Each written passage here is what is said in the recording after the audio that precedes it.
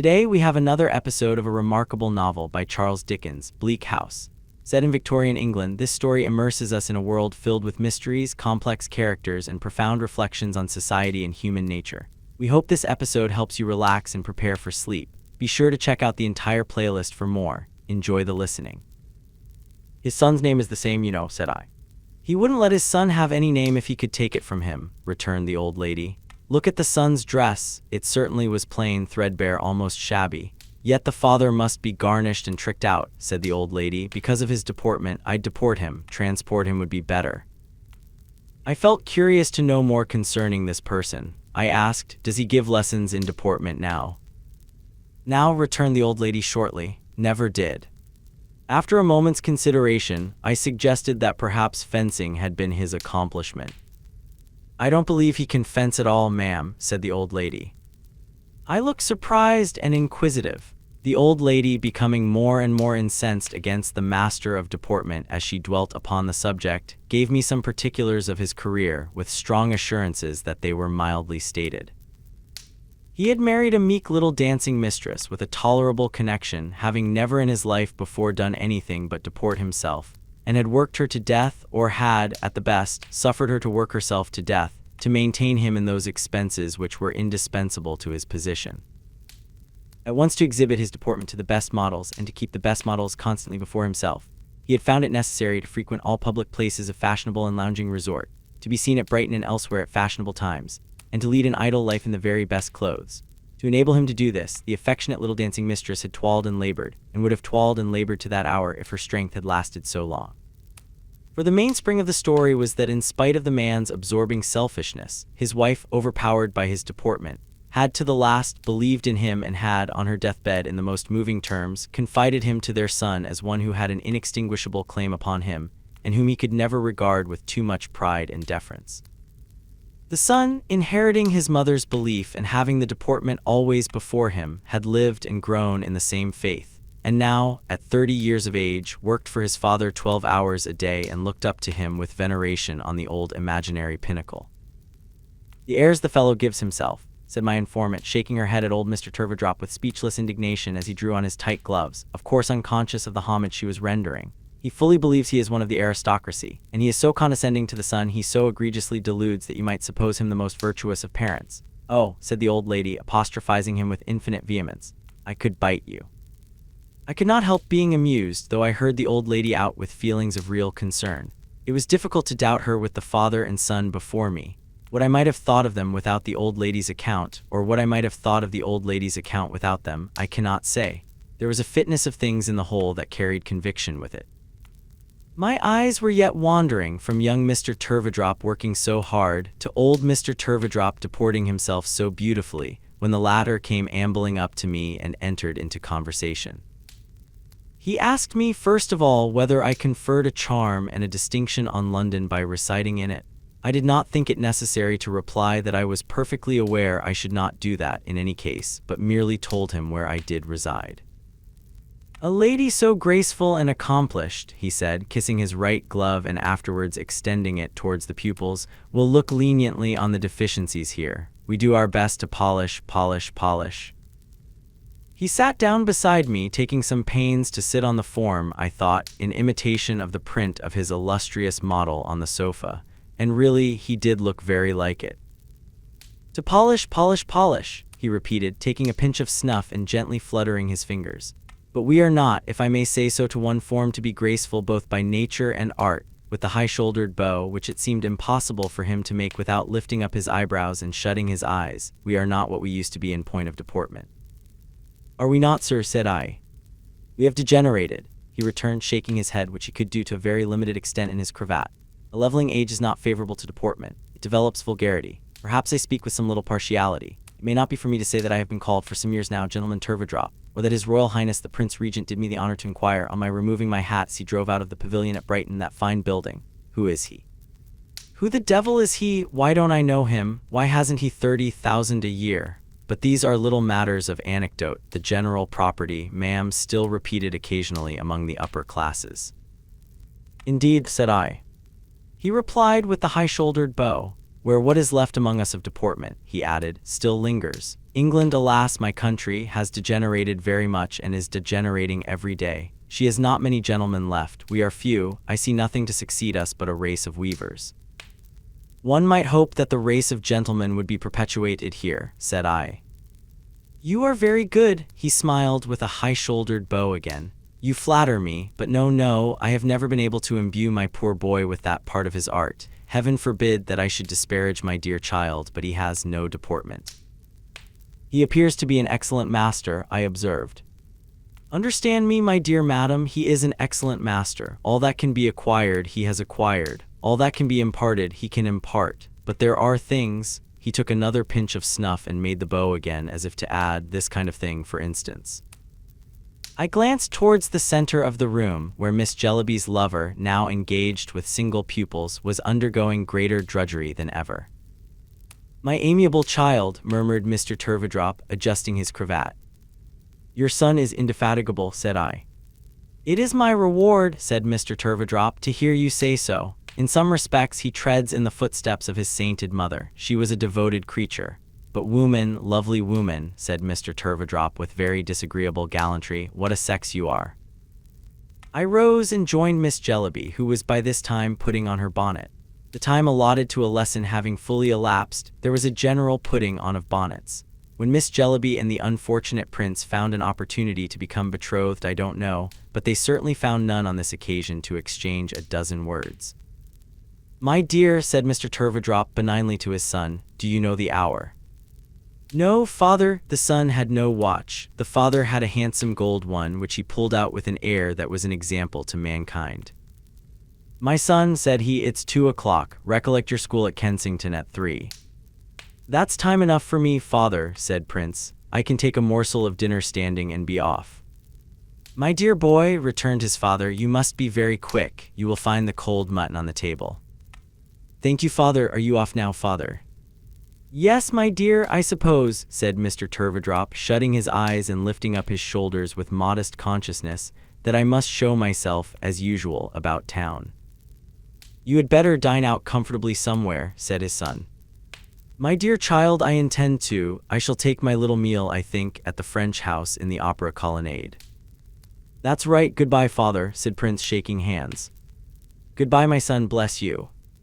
Mr. Turveydrop said this in quite a pious manner, and it seemed to do his son good, who in parting from him was so pleased with him, so dutiful to him, and so proud of him that I almost felt as if it were an unkindness to the younger man not to be able to believe implicitly in the elder.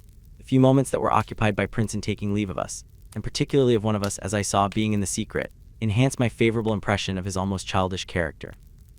I felt a liking for him and a compassion for him as he put his little kit in his pocket, and with it his desire to stay a little while with Caddy, and went away good-humoredly to his cold mutton and his school at Kensington, that made me scarcely less irate with his father than the censorious old lady. The father opened the room door for us and bowed us out in a manner, I must acknowledge, worthy of his shining original. In the same style he presently passed us on the other side of the street, on his way to the aristocratic part of the town, where he was going to show himself among the few other gentlemen left. For some moments I was so lost in reconsidering what I had heard and seen in Newman Street that I was quite unable to talk to Caddy or even to fix my attention on what she said to me, especially when I began to inquire in my mind whether there were, or ever had been, any other gentlemen not in the dancing profession, who lived and founded a reputation entirely on their deportment. This became so bewildering and suggested the possibility of so many Mr. Turveydrops that I said, Esther, you must make up your mind to abandon this subject altogether and attend to Caddy. I accordingly did so, and we chatted all the rest of the way to Lincoln's Inn. Caddy told me that her lover's education had been so neglected that it was not always easy to read his notes. She said if he were not so anxious about his spelling and took less pains to make it clear, he would do better, but he put so many unnecessary letters into short words that they sometimes quite lost their English appearance. He does it with the best intention, observed Caddy, but it hasn't the effect he means, poor fellow. Caddy then went on to reason. How could he be expected to be a scholar when he had passed his whole life in the dancing school and had done nothing but teach and fag and teach morning, noon, and night? And what did it matter? She could write letters enough for both, as she knew to her cost, and it was far better for him to be amiable than learned. Besides, it's not as if I was an accomplished girl who had any right to give herself airs, said Caddy. I know little enough, I am sure, thanks to Ma. There's another thing I want to tell you now we are alone, continued Caddy, which I should not have liked to mention unless you had seen Prince, Miss Summerson. You know what a house ours is. It's of no use my trying to learn anything that it would be useful for Prince's wife to know in our house. We live in such a state of muddle that it's impossible, and I have only been more disheartened whenever I have tried. So I get a little practice with, who do you think, poor Miss Flight. Early in the morning I help her to tidy her room and clean her birds, and I make her cup of coffee for her. Of course she taught me, and I have learnt to make it so well that Prince says it's the very best coffee he ever tasted, and would quite delight old Mr. Turveydrop, who's very particular indeed about his coffee. I can make little puddings too, and I know how to buy neck of mutton and tea and sugar and butter and a good many housekeeping things. I am not clever at my needle, yet, said Caddy, glancing at the repairs on Peepy's frock, but perhaps I shall improve, and since I have been engaged to Prince and have been doing all this, I have felt better tempered, I hope, and more forgiving to Ma. You rather put me out at first this morning to see you and Miss Clare looking so neat and pretty, and to feel ashamed of Peepy and myself too, but on the whole I hope I am better tempered than I was and more forgiving to Ma. The poor girl, trying so hard, said it from her heart and touched mine. Caddy, my love, I replied, I begin to have a great affection for you, and I hope we shall become friends. Oh, do you? Cried Caddy. How happy that would make me. My dear Caddy, said I, let us be friends from this time, and let us often have a chat about these matters and try to find the right way through them. Caddy was overjoyed. I said everything I could in my old-fashioned way to comfort and encourage her, and I would not have objected to old Mr. Turveydrop that day for any smaller consideration than a settlement on his daughter-in-law. By this time we were come to Mr. Crook's, whose private door stood open. There was a bill pasted on the doorpost announcing a room to let on the second floor. It reminded Caddy to tell me as we proceeded upstairs that there had been a sudden death there in an inquest, and that our little friend had been ill of the fright. The door and window of the vacant room being open, we looked in. It was the room with the dark door to which Miss Flight had secretly directed my attention when I was last in the house. A sad and desolate place it was, a gloomy, sorrowful place that gave me a strange sensation of mournfulness and even dread. You look pale, said Caddy when we came out, and cold. I felt as if the room had chilled me. We had walked slowly while we were talking, and my guardian and Ada were here before us. We found them in Miss Flight's garret. They were looking at the birds, while a medical gentleman who was so good as to attend Miss Flight with much solicitude and compassion spoke with her cheerfully by the fire. I have finished my professional visit, he said, coming forward. Miss Flight is much better and may appear in court, as her mind is set upon it, tomorrow. She has been greatly missed there, I understand. Miss Flight received the compliment with complacency and dropped a general curtsy to us. Honored indeed, said she, by another visit from the wards in Jarndyce. Veri happy to receive Jarndyce of Bleak House beneath my humble roof, with a special curtsy. Fitz Jarndyce, my dear, she had bestowed that name on Caddy, it appeared, and always called her by it, a double welcome. Has she been very ill? Asked Mr. Jarndyce of the gentleman whom we had found in attendance on her. She answered for herself directly, though he had put the question in a whisper. Oh, decidedly unwell. Oh, very unwell indeed, she said confidentially.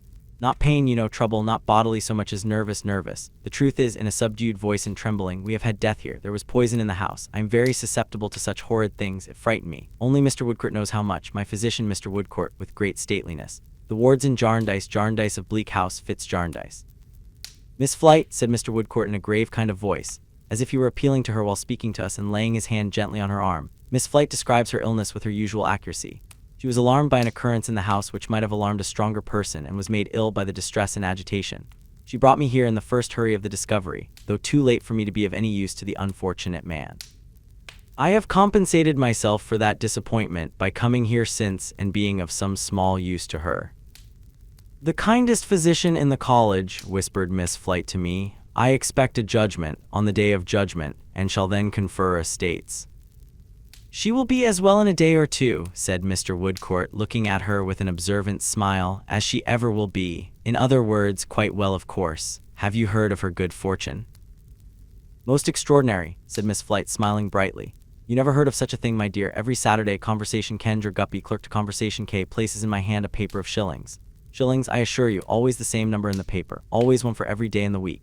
Now you know, really, so well timed is it not, yees? From whence do these papers come, you say? That is the great question. Naturally, shall I tell you what I think? I think, said Miss Flight, drawing herself back with a very shrewd look and shaking her right forefinger in a most significant manner, that the Lord Chancellor, aware of the length of time during which the Great Seal has been open, for it has been open a long time, forwards them, until the judgment I expect is given. Now that's very creditable, you know, to confess in that way that he is a little slow for human life, so delicate. Attending court the other day, I attend it regularly with my documents. I taxed him with it, and he almost confessed. That is, I smiled at him from my bench, and he smiled at me from his bench. But it's great good fortune, is it not? and Fitz Jarndyce lays the money out for me to great advantage. Oh, I assure you, to the greatest advantage." I congratulated her as she addressed herself to me upon this fortunate addition to her income and wished her a long continuance of it. I did not speculate upon the source from which it came or wonder whose humanity was so considerate. My guardian stood before me, contemplating the birds, and I had no need to look beyond him. "And what do you call these little fellows, ma'am?" said he in his pleasant voice. "Have they any names?" "I can answer for Miss Flite that they have," said I, for she promised to tell us what they were. "Ada remembers." Ada remembered very well. "Did I?" said Miss Flite. "Who's that at my door? What are you listening at my door for, Crook?" The old man of the house, pushing it open before him, appeared there with his fur cap in his hand and his cat at his heels. "I warn't listening, Miss Flite," he said. "I was going to give a rap with my knuckles, only you're so quick." "Make your cat go down, drive her away," the old lady angrily exclaimed. "Bah, bah, there ain't no danger, gentlefolks," said Mr. Crook, looking slowly and sharply from one to another until he had looked at all of us. "She'd never offer at the birds when I was here unless I told her to it." "You will excuse my landlord," said the old lady with a dignified air. Quite what do you want, Crook, when I have company?" "Hi," said the old man, "you know I am the Chancellor." "Well," returned Miss Flite, "what of that?" "For the Chancellor," said the old man with a chuckle, "not to be acquainted with a Jarndyce is queer, ain't it, Miss Flite? Mightn't I take the liberty? Your servant, sir. I know Jarndyce and Jarndyce a'most as well as you do, sir. I knowed old Squire Tom, sir. I never to my knowledge see you afore, though, not even in court. Yet I go there a mortal sight of times in the course of the year, taking one day with another." "I never go there," said Mr. Jarndyce, which he never did on any consideration. "I would sooner go somewhere else." "Would you, though?" returned Crook, grinning. "You're bearing hard upon my noble and learned brother in your meaning, sir, though perhaps it is but natural in a Jarndyce. The burnt child, sir. What, you're looking at my lodger's birds, Mr. Jarndyce?"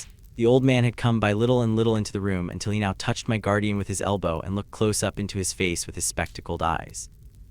"It's one of her strange ways that she'll never tell the names of these birds if she can help it, though she named 'em all." This was in a whisper. "Shall I run 'em over, Flite?" he asked aloud, winking at us and pointing at her as she turned away, affecting to sweep the grate. "If you like," she answered hurriedly. The old man, looking up at the cages after another look at us, went through the list.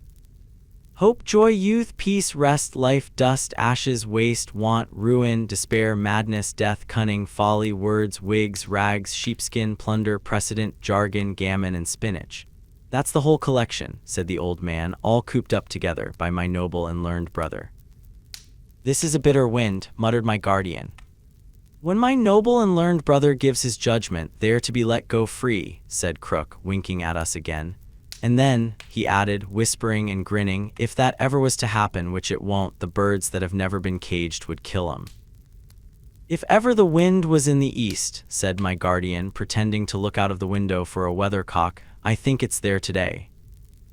We found it very difficult to get away from the house. It was not Miss Flite who detained us. She was as reasonable a little creature in consulting the convenience of others as there possibly could be. It was Mr. Crook. He seemed unable to detach himself from Mr. Jarndyce. If he had been linked to him, he could hardly have attended him more closely. He proposed to show us his court of chancery and all the strange medley it contained. During the whole of our inspection, prolonged by himself, he kept close to Mr. Jarndyce and sometimes detained him under one pretense or other until we had passed on, as if he were tormented by an inclination to enter upon some secret subject which he could not make up his mind to approach. I cannot imagine a countenance and manner more singularly expressive of caution and indecision, and a perpetual impulse to do something he could not resolve to venture on, than Mr. Crook's was that day. His watchfulness of my guardian was incessant. He rarely removed his eyes from his face. If he went on beside him, he observed him with the slyness of an old white fox. If he went before, he looked back. When we stood still, he got opposite to him, and drawing his hand across and across his open mouth with a curious expression of a sense of power, and turning up his eyes and lowering his gray eyebrows until they appeared to be shut, seemed to scan every lineament of his face.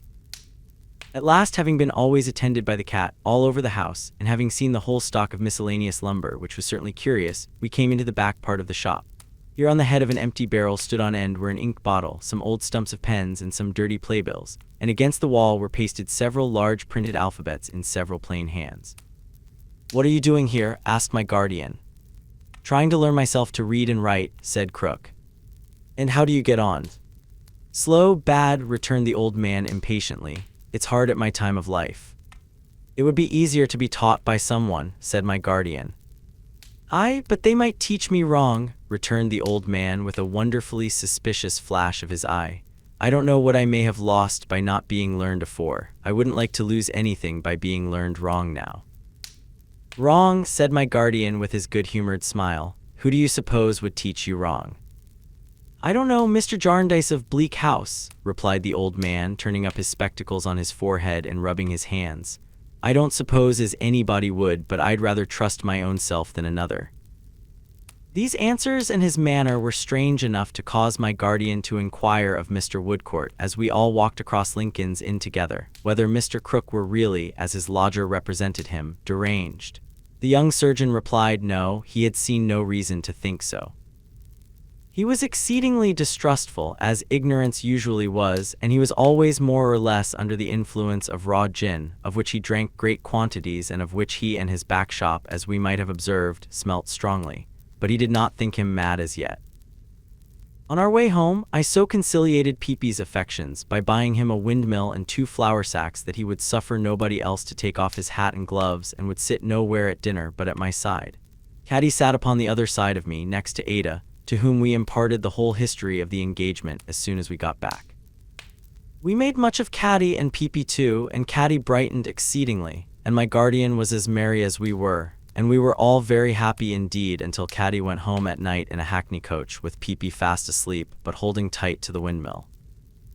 I have forgotten to mention, at least I have not mentioned, that Mr. Woodcourt was the same dark young surgeon whom we had met at Mr. Badger's, or that Mr. Jarndyce invited him to dinner that day, or that he came, or that when they were all gone and I said to Ada, "Now, my darling, let us have a little talk about Richard," Ada laughed and said, "But I don't think it matters what my darling said, she was always merry." Chapter 15. Bell Yard. While we were in London, Mr. Jarndyce was constantly beset by the crowd of excitable ladies and gentlemen, whose proceedings had so much astonished us.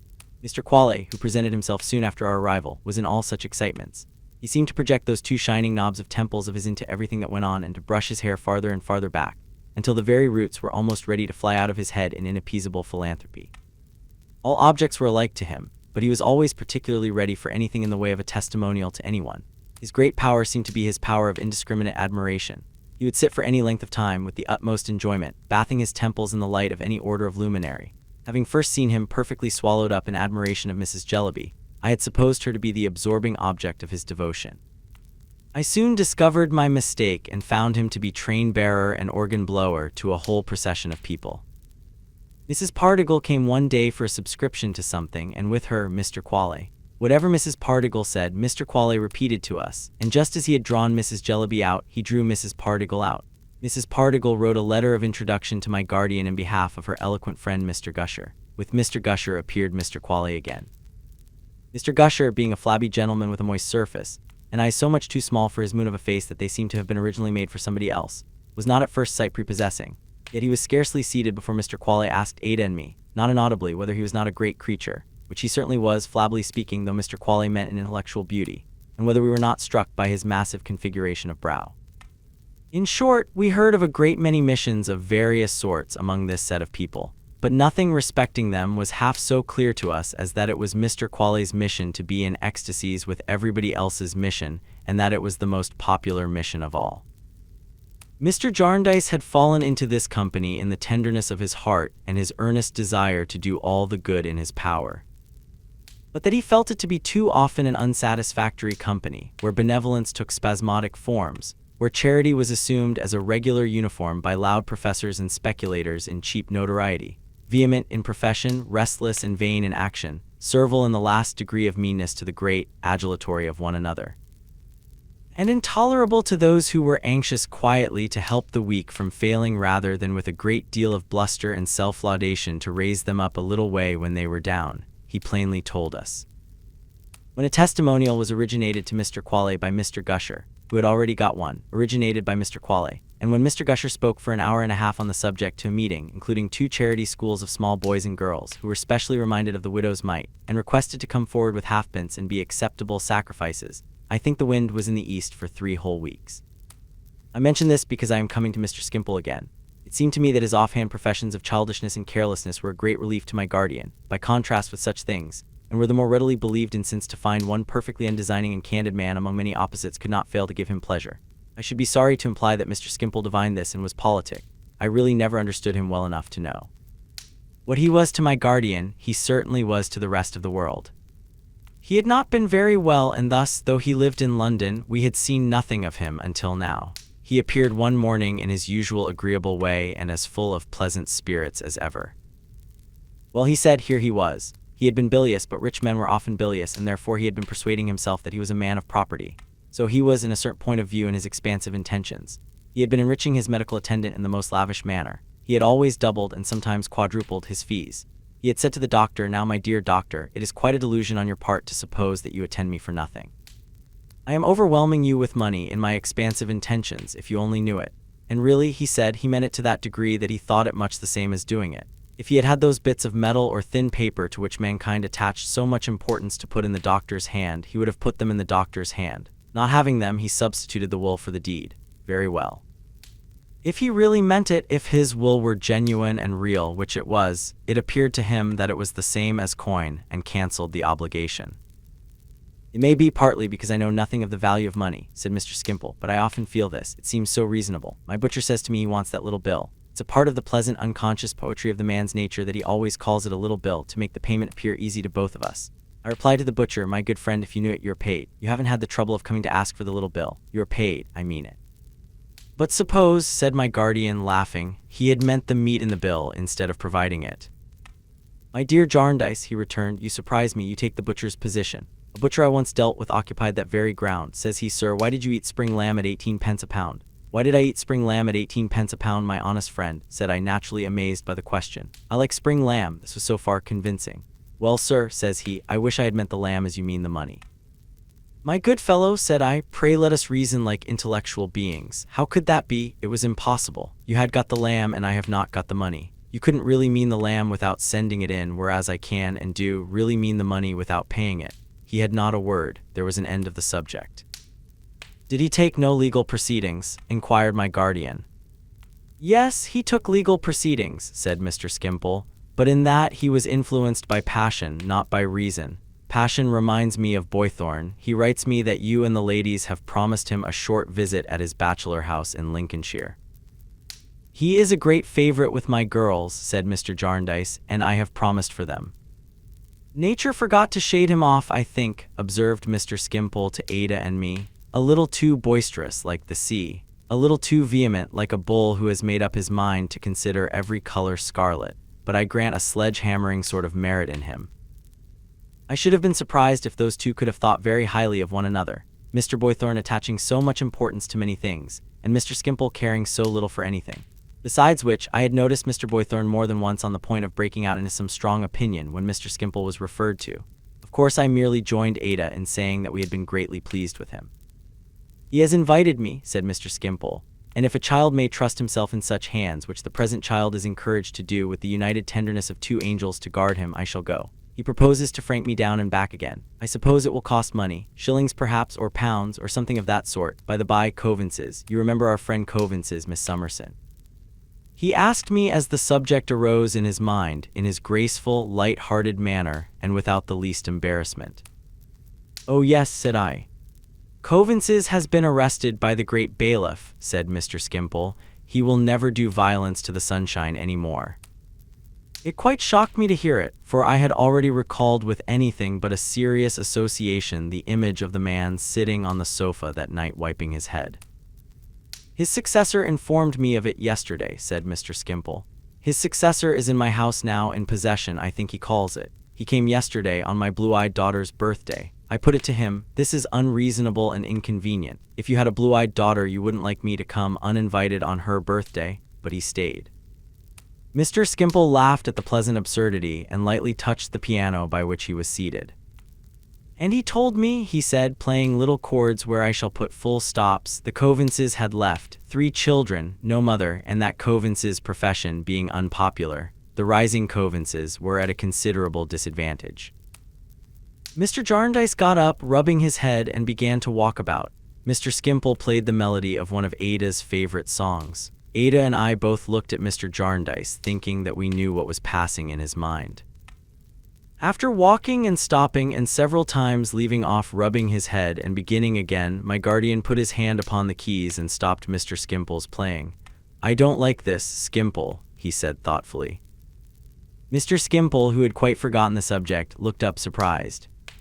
"Man was necessary," pursued my guardian, walking backward and forward in the very short space between the piano and the end of the room, and rubbing his hair up from the back of his head as if a high east wind had blown it into that form. "If we make such men necessary by our faults and follies, or by our want of worldly knowledge, or by our misfortunes, we must not revenge ourselves upon them. There was no harm in his trade. He maintained his children. One would like to know more about this." "Oh, Coavinses," cried Mr. Skimple, at length perceiving what he meant. "Nothing easier. A walk to Coavinses' headquarters and you can know what you will." Mr. Jarndyce nodded to us, who were only waiting for the signal. "Come, we will walk that way, my dears. Why not that way as soon as another?" We were quickly ready and went out. Mr. Skimple went with us and quite enjoyed the expedition. It was so new and so refreshing, he said, for him to want Coavinses instead of Coavinses wanting him. He took us first to Cursitor Street, Chancery Lane, where there was a house with barred windows, which he called Coavinses' Castle. On our going into the entry and ringing a bell, a very hideous boy came out of a sort of office and looked at us over a spiked wicket. "Who did you want?" said the boy, fitting 2 of the spikes into his chin. "There was a follower or an officer or something here," said Mr. Jarndyce, "who is dead." "Yes," said the boy. "Well, I want to know his name, if you please." "Name of Neckett," said the boy. "And his address?" "Bell Yard," said the boy. "Chandler's shop, left-hand side, name of Blinder." "Was he? I don't know how to shape the question," murmured my guardian, industrious. "Was Neckett?" said the boy. "Yes, worry much so. He was never tired of watching. He'd set upon a post at a street corner 8 or 10 hours at a stretch if he undertook to do it." "He might have done worse," I heard my guardian soliloquize. "He might have undertaken to do it and not done it. Thank you, that's all I want." We left the boy with his head on one side and his arms on the gate, fondling and sucking the spikes, and went back to Lincoln's Inn, where Mr. Skimple, who had not cared to remain nearer Coavinses, awaited us. Then we all went to Bell Yard, a narrow alley at a very short distance. We soon found the chandler's shop. In it was a good-natured-looking old woman with a dropsy or an asthma, or perhaps both. "Neckett's children?" said she in reply to my inquiry. "Yes, surely, miss. 3 pair, if you please, door right opposite the stairs." And she handed me the key across the counter. I glanced at the key and glanced at her, but she took it for granted that I knew what to do with it. As it could only be intended for the children's door, I came out without asking any more questions and led the way up the dark stairs. We went as quietly as we could, but 4 of us made some noise on the aged boards, and when we came to the 2nd story, we found we had disturbed a man who was standing there looking out of his room. "Is it Gridley that's wanted?" he said, fixing his eyes on me with an angry stare. "No, sir," said I am going higher up." He looked at Ada and at Mr. Jarndyce and at Mr. Skimple, fixing the same angry stare on each in succession as they passed and followed me. Mr. Jarndyce gave him good day. "Good day," he said abruptly and fiercely. He was a tall, sallow man with a careworn head on which but little hair remained, a deeply lined face and prominent eyes. He had a combative look and a chafing, irritable manner which, associated with his figure, still large and powerful, though evidently in its decline, rather alarmed me. He had a pen in his hand, and in the glimpse I caught of his room in passing, I saw that it was covered with a litter of papers. Leaving him standing there, we went up to the top room. I tapped at the door, and a little shrill voice inside said, "We are locked in. Mrs. Blinder's got the key." I applied the key on hearing this and opened the door. In a poor room with a sloping ceiling and containing very little furniture was a mite of a boy, some 5 or 6 years old, nursing and hushing a heavy child of 18 months. There was no fire, though the weather was cold. Both children were wrapped in some poor shawls and tippets as a substitute. Their clothing was not so warm, however, but that their noses looked red and pinched and their small figures shrunken as the boy walked up and down nursing and hushing the child with its head on his shoulder. "Who has locked you up here alone?" we naturally asked. "Charlie," said the boy, standing still to gaze at us. "Is Charlie your brother?" "No, she's my sister Charlotte. Father called her Charlie." "Are there any more of you besides Charlie?" "Me," said the boy, "and Emma," patting the limp bonnet of the child he was nursing, "and Charlie." "Where is Charlie now?" "Out a-washing," said the boy, beginning to walk up and down again, and taking the nankeen bonnet much too near the bedstead by trying to gaze at us at the same time. We were looking at one another and at these two children when there came into the room a very little girl, childish in figure but shrewd and older-looking in the face, pretty face too, wearing a womanly sort of bonnet much too large for her and drying her bare arms on a womanly sort of apron. Her fingers were white and wrinkled with washing, and the soap suds were yet smoking which she wiped off her arms. But for this, she might have been a child playing at washing and imitating a poor working woman with a quick observation of the truth.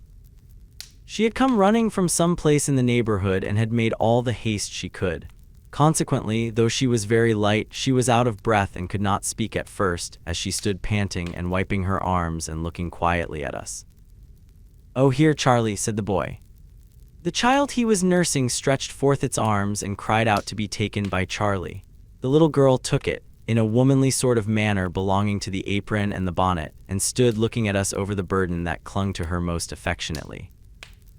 "Is it possible," whispered my guardian as we put a chair for the little creature and got her to sit down with her load, the boy keeping close to her, holding to her apron, "that this child works for the rest? Look at this. For God's sake, look at this." It was a thing to look at. The three children close together and two of them relying solely on the third, and the third so young and yet with an air of age and steadiness that sat so strangely on the childish figure. "Charlie, Charlie," said my guardian, "how old are you?" "Over 13, sir," replied the child. "Oh, what a great age," said my guardian, "what a great age, Charlie." I cannot describe the tenderness with which he spoke to her, half playfully yet all the more compassionately and mournfully. "And do you live alone here with these bobbies, Charlie?" said my guardian. "Yes, sir," returned the child, looking up into his face with perfect confidence, "since father died." "And how do you live, Charlie?" "Oh, Charlie," said my guardian, turning his face away for a moment, "how do you live?" "Since father died, sir, I've gone out to work. I'm out washing today." "God help you, Charlie," said my guardian, "you're not tall enough to reach the tub." "In patents I am, sir," she said quickly. "I've got a high pair as belonged to mother." "And when did mother die, poor mother?" "Mother died just after Emma was born," said the child, glancing at the face upon her bosom. "Then father said I was to be as good a mother to her as I could, and so I tried, and so I worked at home and did cleaning and nursing and washing for a long time before I began to go out, and that's how I know how, don't you see, sir?" "And do you often go out?" "As often as I can," said Charlie, opening her eyes and smiling, "because of earning sixpences and shillings." "And do you always lock the bobbies up when you go out?" "To keep 'em safe, sir, don't you see?" said Charlie. "Mrs. Blinder comes up now and then, and Mr. Gridley comes up sometimes, and perhaps I can run in sometimes, and they can play, you know, and Tom ain't afraid of being locked up, are you, Tom?" "No," said Tom stoutly. "When it comes on dark, the lamps are lighted down in the court, and they show up here quite bright, almost quite bright, don't they, Tom?" "Yes, Charlie," said Tom, "almost quite bright." "Then he's as good as gold," said the little creature, oh, in such a motherly, womanly way. "And when Emma's tired, he puts her to bed, and when he's tired, he goes to bed himself. And when I come home and light the candle and has a bit of supper, he sits up again and has it with me. Don't you, Tom?" "Oh, yes, Charlie," said Tom, "that I do." And either in this glimpse of the great pleasure of his life or in gratitude and love for Charlie, who was all in all to him, he laid his face among the scanty folds of her frock and passed from laughing into crying. It was the first time since our entry that a tear had been shed among these children. The little orphan girl had spoken of their father and their mother as if all that sorrow were subdued by the necessity of taking courage, and by her childish importance in being able to work, and by her bustling, busy way. But now, when Tom cried, although she sat quite tranquil, looking quietly at us, and did not by any movement disturb a hair of the head of either of her little charges, I saw 2 silent tears fall down her face. I stood at the window with Ada, pretending to look at the housetops, and the blackened stack of chimneys, and the poor plants, and the birds in little cages belonging to the neighbors, when I found that Mrs. Blinder from the shop below had come in. Perhaps it had taken her all this time to get upstairs, and was talking to my guardian. "It's not much to forgive 'em the rent, sir," she said. "Who could take it from them?" "Well, well," said my guardian to us too, "it is enough that the time will come when this good woman will find that it was much, and that forasmuch as she did it unto the least of these, this child," he added after a few moments, "could she possibly continue this?" "Really, sir, I think she might," said Mrs. Blinder, getting her heavy breath by painful degrees. She's as handy as it's possible to be. Bless you, sir, the way she tended them 2 children after the mother died was the talk of the yard. And it was a wonder to see her with him after he was took ill, it really was. Mrs. Blinder, he said to me the very last he spoke. He was lying there, Mrs. Blinder, whatever my calling may have been, I see an angel sitting in this room last night along with my child, and I trust her to our Father. He had no other calling, said my guardian. No, sir, returned Mrs. Blinder, he was nothing but a follower's. When he first came to lodge here, I didn't know what he was, and I confess that when I found out I gave him notice. It wasn't liked in the yard, it wasn't approved by the other lodgers. It is not a genteel calling, said Mrs. Blinder, and most people do object to it. Mr. Gridley objected to it very strong, and he is a good lodger, though his temper has been hard tried. So you gave him notice, said my guardian. So I gave him notice, said Mrs. Blinder. But really when the time came and I knew no other ill of him, I was in doubts. He was punctual and diligent. He did what he had to do, sir, said Mrs. Blinder, unconsciously fixing Mr. Skimpole with her eye, and it's something in this world even to do that. So you kept him after all? Why, I said that if he could arrange with Mr. Gridley, I could arrange it with the other lodgers and should not so much mind its being liked or disliked in the yard. Mr. Gridley gave his consent gruff, but gave it. He was always gruff with him, but he has been kind to the children since. A person is never known till a person is proved. Have many people been kind to the children? Asked Mr. Jarndyce. Upon the whole, not so bad, sir, said Mrs. Blinder, but certainly not so many as would have been if their father's calling had been different.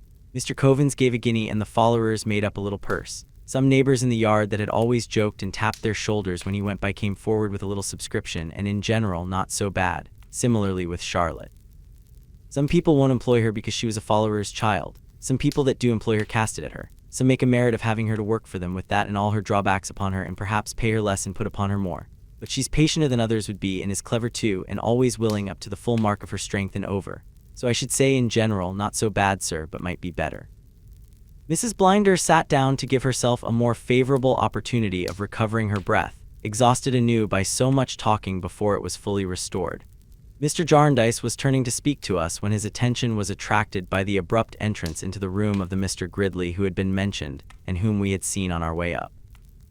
I don't know what you may be doing here, ladies and gentlemen, he said, as if he resented our presence, but you'll excuse my coming in. I don't come in to stare about me. Well, Charlie, well, Tom, well, little one, how is it with us all today?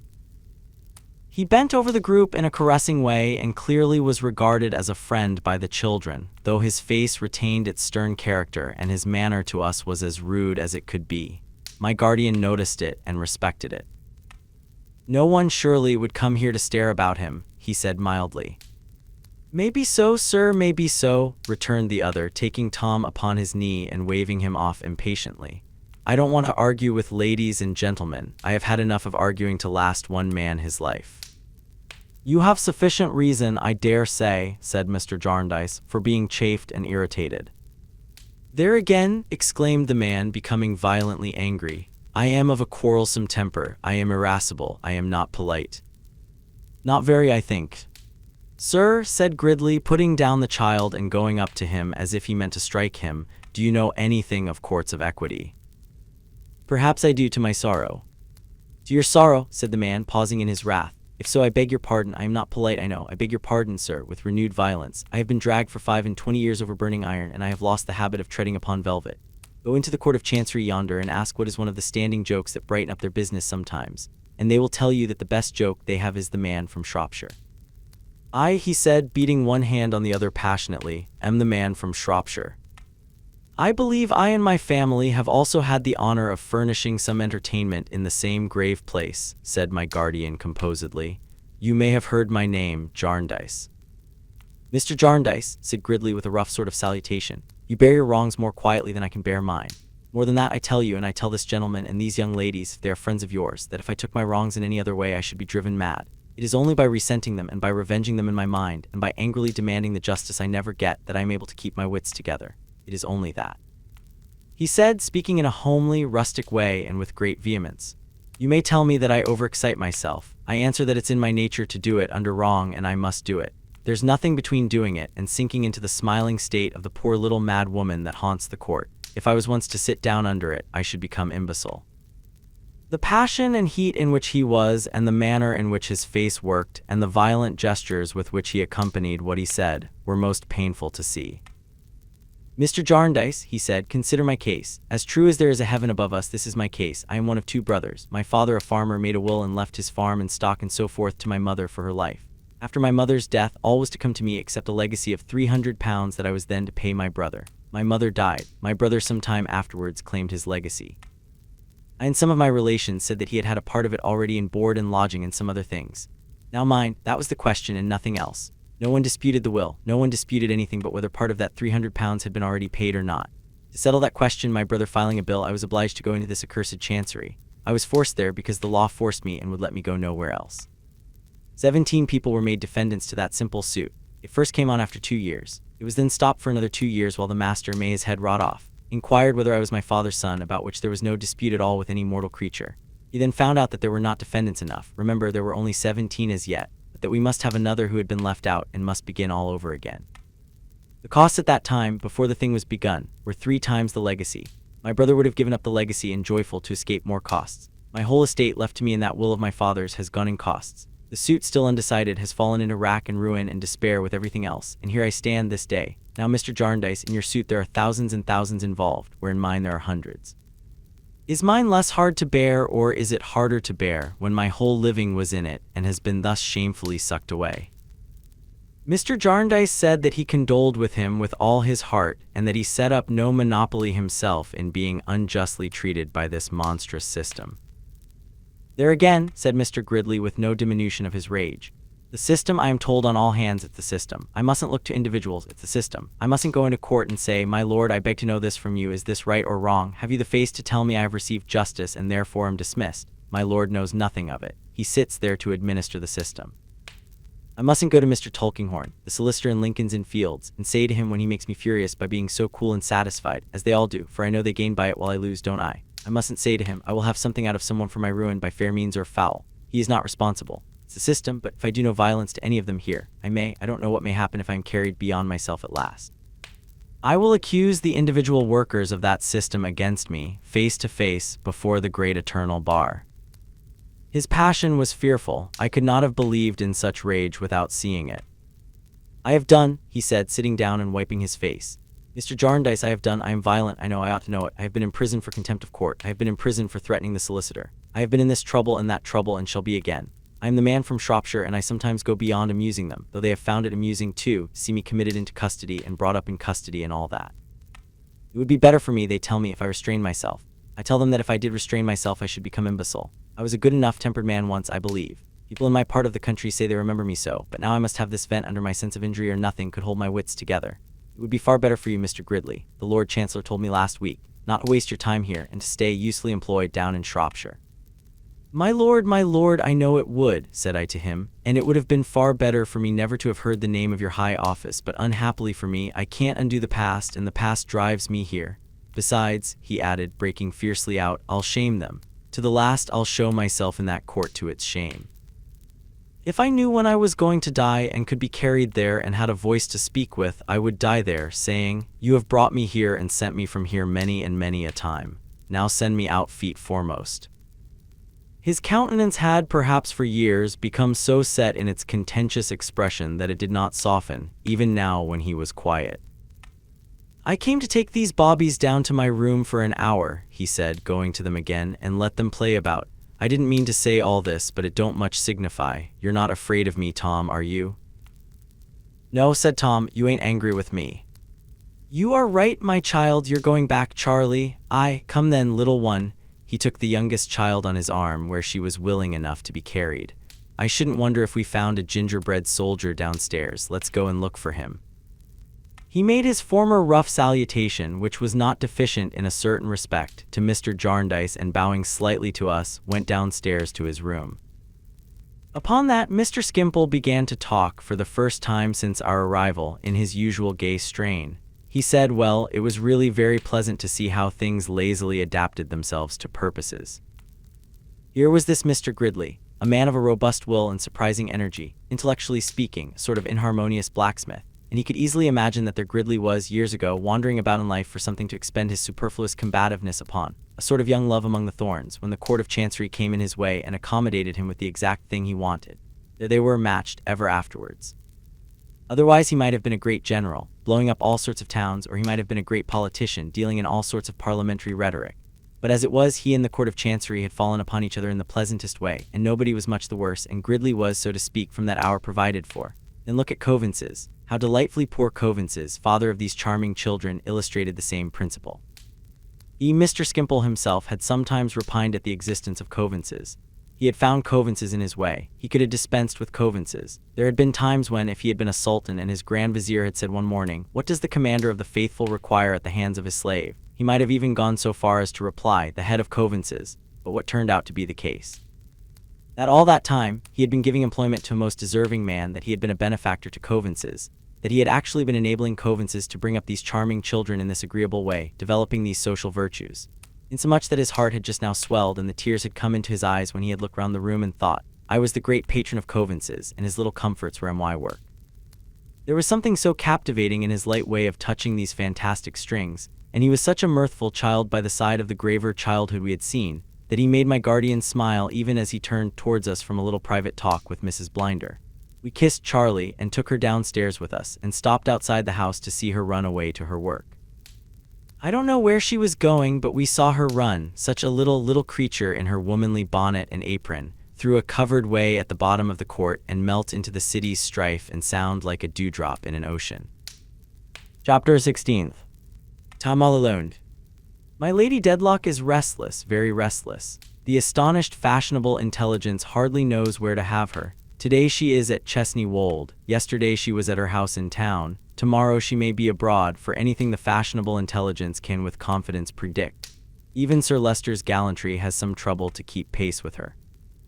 It would have more but that his other faithful ally, for better and for worse, the gout, darts into the old oak bedchamber at Chesney Wold and grips him by both legs. Sir Leicester receives the gout as a troublesome demon, but still a demon of the patrician order. All the Dedlocks in the direct male line, through a course of time during and beyond which the memory of man goeth not to the contrary, have had the gout. It can be proved, sir. Other men's fathers may have died of the rheumatism, or may have taken base contagion from the tainted blood of the sick vulgar, but the Dedlock family have communicated something exclusive even to the leveling process of dying by dying of their own family gout. It has come down through the illustrious line like the plate, or the pictures, or the place in Lincolnshire. It is among their dignities. Sir Leicester is perhaps not wholly without an impression, though he has never resolved it into words, that the angel of death in the discharge of his necessary duties may observe to the shades of the aristocracy. My lords and gentlemen, I have the honor to present to you another Dedlock certified to have arrived per the family gout. Hence Sir Leicester yields up his family legs to the family disorder, as if he held his name and fortune on that feudal tenure. He feels that for a Dedlock to be laid upon his back and spasmodically twitched and stabbed in his extremities is a liberty taken somewhere, but he thinks, we have all yielded to this, it belongs to us. It has for some hundreds of years been understood that we are not to make the vaults in the park interesting on more ignoble terms, and I submit myself to the compromise. The goodly show he makes, lying in a flush of crimson and gold in the midst of the great drawing-room before his favorite picture of my lady, with broad strips of sunlight shining in, down the long perspective, through the long line of windows, and alternating with soft reliefs of shadow. Outside, the stately oaks rooted for ages in the green ground which has never known plowshare, but was still a chase when kings rode to battle with sword and shield and rode a-hunting with bow and arrow, bear witness to his greatness. Inside, his forefathers, looking on him from the walls, say, each of us was a passing reality here and left this colored shadow of himself and melted into remembrance as dreamy as the distant voices of the rooks now lulling you to rest, and hear their testimony to his greatness too. And he is very great this day. And woe to Boythorn or other daring wight who shall presumptuously contest an inch with him. My lady is at present represented near Sir Leicester by her portrait. She has flitted away to town with no intention of remaining there and will soon flit hither again to the confusion of the fashionable intelligence. The house in town is not prepared for her reception. It is muffled and dreary. Only one Mercury in powder gapes disconsolate at the hall window. And he mentioned last night to another Mercury of his acquaintance, also accustomed to good society, that if that sort of thing was to last, which it couldn't, for a man of his spirits couldn't bear it, and a man of his figure couldn't be expected to bear it, there would be no resource for him, upon his honor, but to cut his throat. What connection can there be between the place in Lincolnshire, the house in town, the Mercury in powder, and the whereabout of Joe the outlaw with the broom, who had that distant ray of light upon him when he swept the churchyard step? What connection can there have been between many people in the innumerable histories of this world, who from opposite sides of great gulfs have nevertheless been very curiously brought together? Joe sweeps his crossing all day long, unconscious of the link, if any link there be. He sums up his mental condition when asked a question by replying that he don't know nothink. He knows that it's hard to keep the mud off the crossing in dirty weather and harder still to live by doing it. Nobody taught him even that much, he found it out. Joe lives, that is to say, Joe has not yet died, in a ruinous place known to the like of him by the name of Tom All Alone's. It is a black, dilapidated street, avoided by all decent people, where the crazy houses were seized upon when their decay was far advanced by some bold vagrants who, after establishing their own possession, took to letting them out in lodgings. Now these tumbling tenements contain, by night, a swarm of misery. As on the ruined human wretch vermin parasites appear, so these ruined shelters have bred a crowd of foul existence that crawls in and out of gaps in walls and boards, and coils itself to sleep in maggot numbers where the rain drips in, and comes and goes, fetching and carrying fever and sowing more evil in its every footprint than Lord Coodle, and Sir Thomas Doodle, and the Duke of Foodle, and all the fine gentlemen in office, down to Zoodle, shall set right in 500 years, though born expressly to do it. Twice lately there has been a crash and a cloud of dust, like the springing of a mine in Tom All Alone, and each time a house has fallen. These accidents have made a paragraph in the newspapers and have filled a bed or two in the nearest hospital. The gaps remain, and there are not unpopular lodgings among the rubbish. As several more houses are nearly ready to go, the next crash in Tom All Alone's may be expected to be a good one. This desirable property is in Chancery, of course. It would be an insult to the discernment of any man with half an eye to tell him so. Whether Tom is the popular representative of the original plaintiff or defendant in Jarndyce and Jarndyce, or whether Tom lived here when the suit had laid the street waste, all alone, until other settlers came to join him, or whether the traditional title is a comprehensive name for a retreat cut off from honest company and put out of the pale of hope, perhaps nobody knows. Certainly Joe don't know. "For I don't," says Joe, "I don't know nothink." It must be a strange state to be like Joe, to shuffle through the streets unfamiliar with the shapes and in utter darkness as to the meaning of those mysterious symbols, so abundant over the shops and at the corners of streets and on the doors and in the windows. To see people read and to see people write and to see the postmen deliver letters and not have the least idea of all that language, to be, to every scrap of it, stone blind and dumb.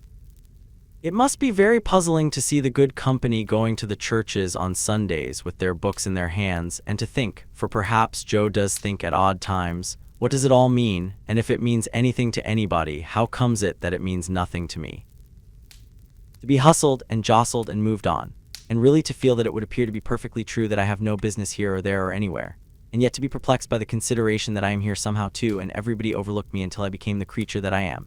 It must be a strange state, not merely to be told that I am scarcely human, as in the case of my offering myself for a witness, but to feel it of my own knowledge all my life. To see the horses, dogs, and cattle go by me, and to know that in ignorance I belong to them and not to the superior beings in my shape, whose delicacy I offend. Joe's ideas of a criminal trial or a judge or a bishop or a government, or that inestimable jewel to him, if he only knew it, the Constitution, should be strange. His whole material and immaterial life is wonderfully strange, his death the strangest thing of all. Joe comes out of Tom All Alone, meeting the tardy morning which is always late in getting down there, and munches his dirty bit of bread as he comes along. His way lying through many streets and the houses not yet being open, he sits down to breakfast on the doorstep of the Society for the Propagation of the Gospel in Foreign Parts and gives it a brush when he has finished as an acknowledgement of the accommodation. He admires the size of the edifice and wonders what it's all about. He has no idea, poor wretch, of the spiritual destitution of a coral reef in the Pacific, or what it costs to look up the precious souls among the coconuts and breadfruit. He goes to his crossing and begins to lay it out for the day. The town awakes, the great teetotum is set up for its daily spin and whirl, all that unaccountable reading and writing which has been suspended for a few hours recommences. Joe and the other lower animals get on in the unintelligible mess as they can. It is market day. The blinded oxen, overgoaded, overdriven, never guided, run into wrong places and are beaten out, and plunge red-eyed and foaming at stone walls, and often sorely hurt the innocent, and often sorely hurt themselves. Very like Joe and his order, very, very like. A band of music comes and plays. Joe listens to it. So does a dog, a drover's dog, waiting for his master outside a butcher's shop and evidently thinking about those sheep he has had upon his mind for some hours and is happily rid of. He seems perplexed respecting 3 or 4, can't remember where he left them, looks up and down the street as half expecting to see them astray, suddenly pricks up his ears and remembers all about it. A thoroughly vagabond dog, accustomed to low company and public houses, a terrific dog to sheep, ready at a whistle to scamper over their backs and tear out mouthfuls of their wool, but an educated, improved, developed dog who has been taught his duties and knows how to discharge them. He and Joe listened to the music, probably with much the same amount of animal satisfaction. Likewise, as to awakened association, aspiration, or regret, melancholy, or joyful reference to things beyond the senses, they are probably upon a par. But otherwise, how far above the human listener is the brute? Turn that dog's descendants wild, like Joe, and in a very few years they will so degenerate that they will lose even their bark, but not their bite. The day changes as it wears itself away and becomes dark and drizzly. Joe fights it out at his crossing among the mud and wheels, the horses, whips, and umbrellas, and gets but a scanty sum to pay for the unsavory shelter of Tom all alone. Twilight comes on, gas begins to start up in the shops, the lamplighter with his ladder runs along the margin of the pavement. A wretched evening is beginning to close in. In his chambers, Mr. Tulkinghorn sits meditating an application to the nearest magistrate tomorrow morning for a warrant. Gridley, a disappointed suitor, has been here today and has been alarming. We are not to be put in bodily fear, and that ill-conditioned fellow shall be held to bail again. From the ceiling, for short allegory in the person of one impossible Roman upside down, points with the arm of Samson out of joint, and an odd one obtrusively toward the window. Why should Mr. Tulkinghorn, for such no reason, look out of window? Is the hand not always pointing there, so he does not look out of window? And if he did, what would it be to see a woman going by? There are women enough in the world, Mr. Tulkinghorn thinks, too many. They are at the bottom of all that goes wrong in it, though, for the matter of that, they create business for lawyers. What would it be to see a woman going by, even though she were going secretly? They are all secret. Mr. Tulkinghorn knows that very well. But they are not all like the woman who now leaves him and his house behind, between whose plain dress and her refined manner there is something exceedingly inconsistent. She should be an upper servant by her attire, yet in her air and step, though both are hurried and assumed, as far as she can assume in the muddy streets which she treads with an unaccustomed foot, she is a lady. Her face is veiled, and still she sufficiently betrays herself to make more than one of those who pass her look round sharply. She never turns her head. Lady or servant, she has a purpose in her and can follow it. She never turns her head until she comes to the crossing where Joe plies with his broom. He crosses with her and begs. Still, she does not turn her head until she has landed on the other side. Then she slightly beckons to him and says, "Come here." Joe follows her a pace or two into a quiet court. "Are you the boy I've read of in the papers?" she asked behind her veil. "I don't know," says Joe, staring moodily at the veil. "Nothink about no papers. I don't know nothink about nothink at all." "Were you examined at an inquest?" "I don't know nothink about where I was took by the beadle, do you mean?" says Joe. "Was the boy's name at the inquest Joe?" "Yes. That's me," says Joe. "Come farther up." "You mean about the man," says Joe, following, "him as was dead?"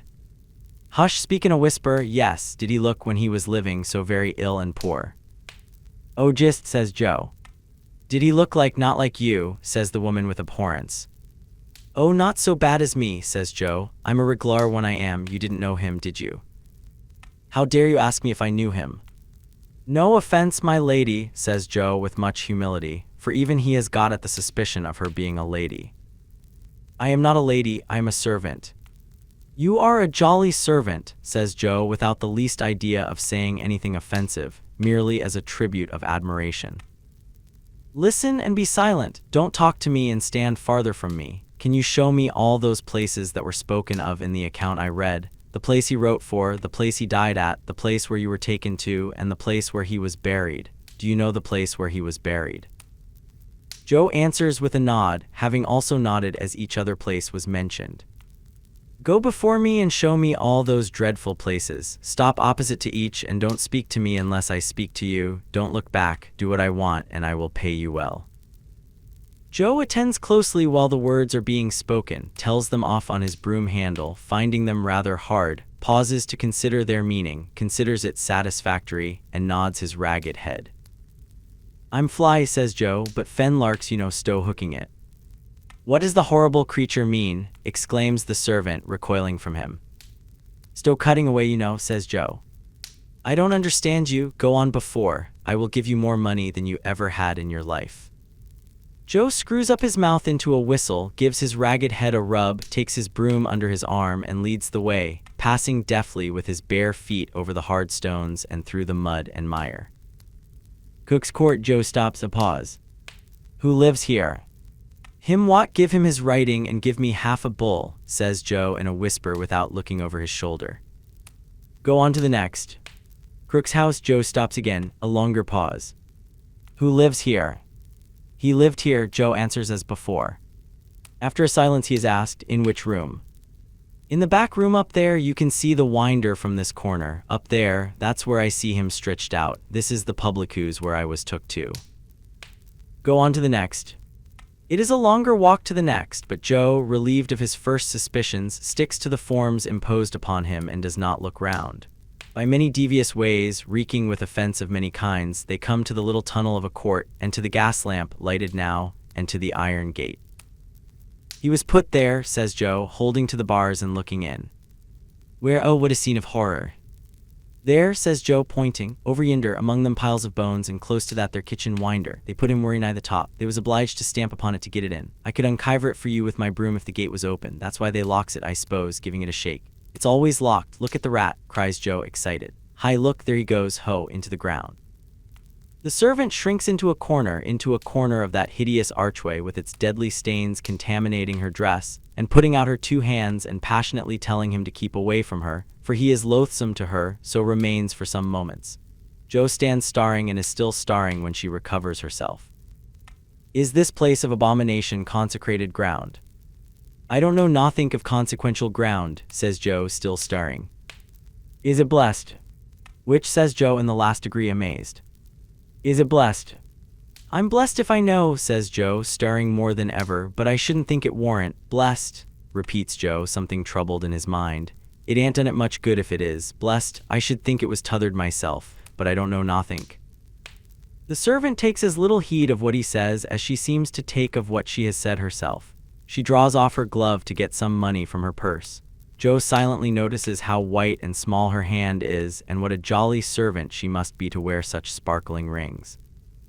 She drops a piece of money in his hand without touching it and shuddering as their hands approach. Now, she adds, show me the spot again. Joe thrusts the handle of his broom between the bars of the gate and with his utmost power of elaboration points it out.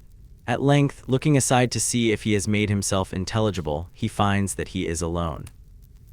His first proceeding is to hold the piece of money to the gaslight, and to be overpowered at finding that it is yellow gold. His next is to give it a one-sided bite at the edge as a test of its quality. His next to put it in his mouth for safety and to sweep the step and passage with great care. His job done, he sets off for Tom all alone, stopping in the light of innumerable gas lamps to produce the piece of gold, and give it another one-sided bite as a reassurance of its being genuine. The mercury and powder is in no want of society tonight, for my lady goes to a grand dinner and 3 or 4 balls. Sir Leicester is fidgety down at Chesney Wold, with no better company than the gout. He complains to Mrs. Rouncewell that the rain makes such a monotonous pattering on the terrace that he can't read the paper even by the fireside in his own snug dressing-room. Sir Leicester would have done better to try the other side of the house, my dear, says Mrs. Rouncewell to Rosa. His dressing-room is on my lady's side, and in all these years I never heard the step upon the ghost's walk more distinct than it is tonight. Chapter 17. Esther's narrative.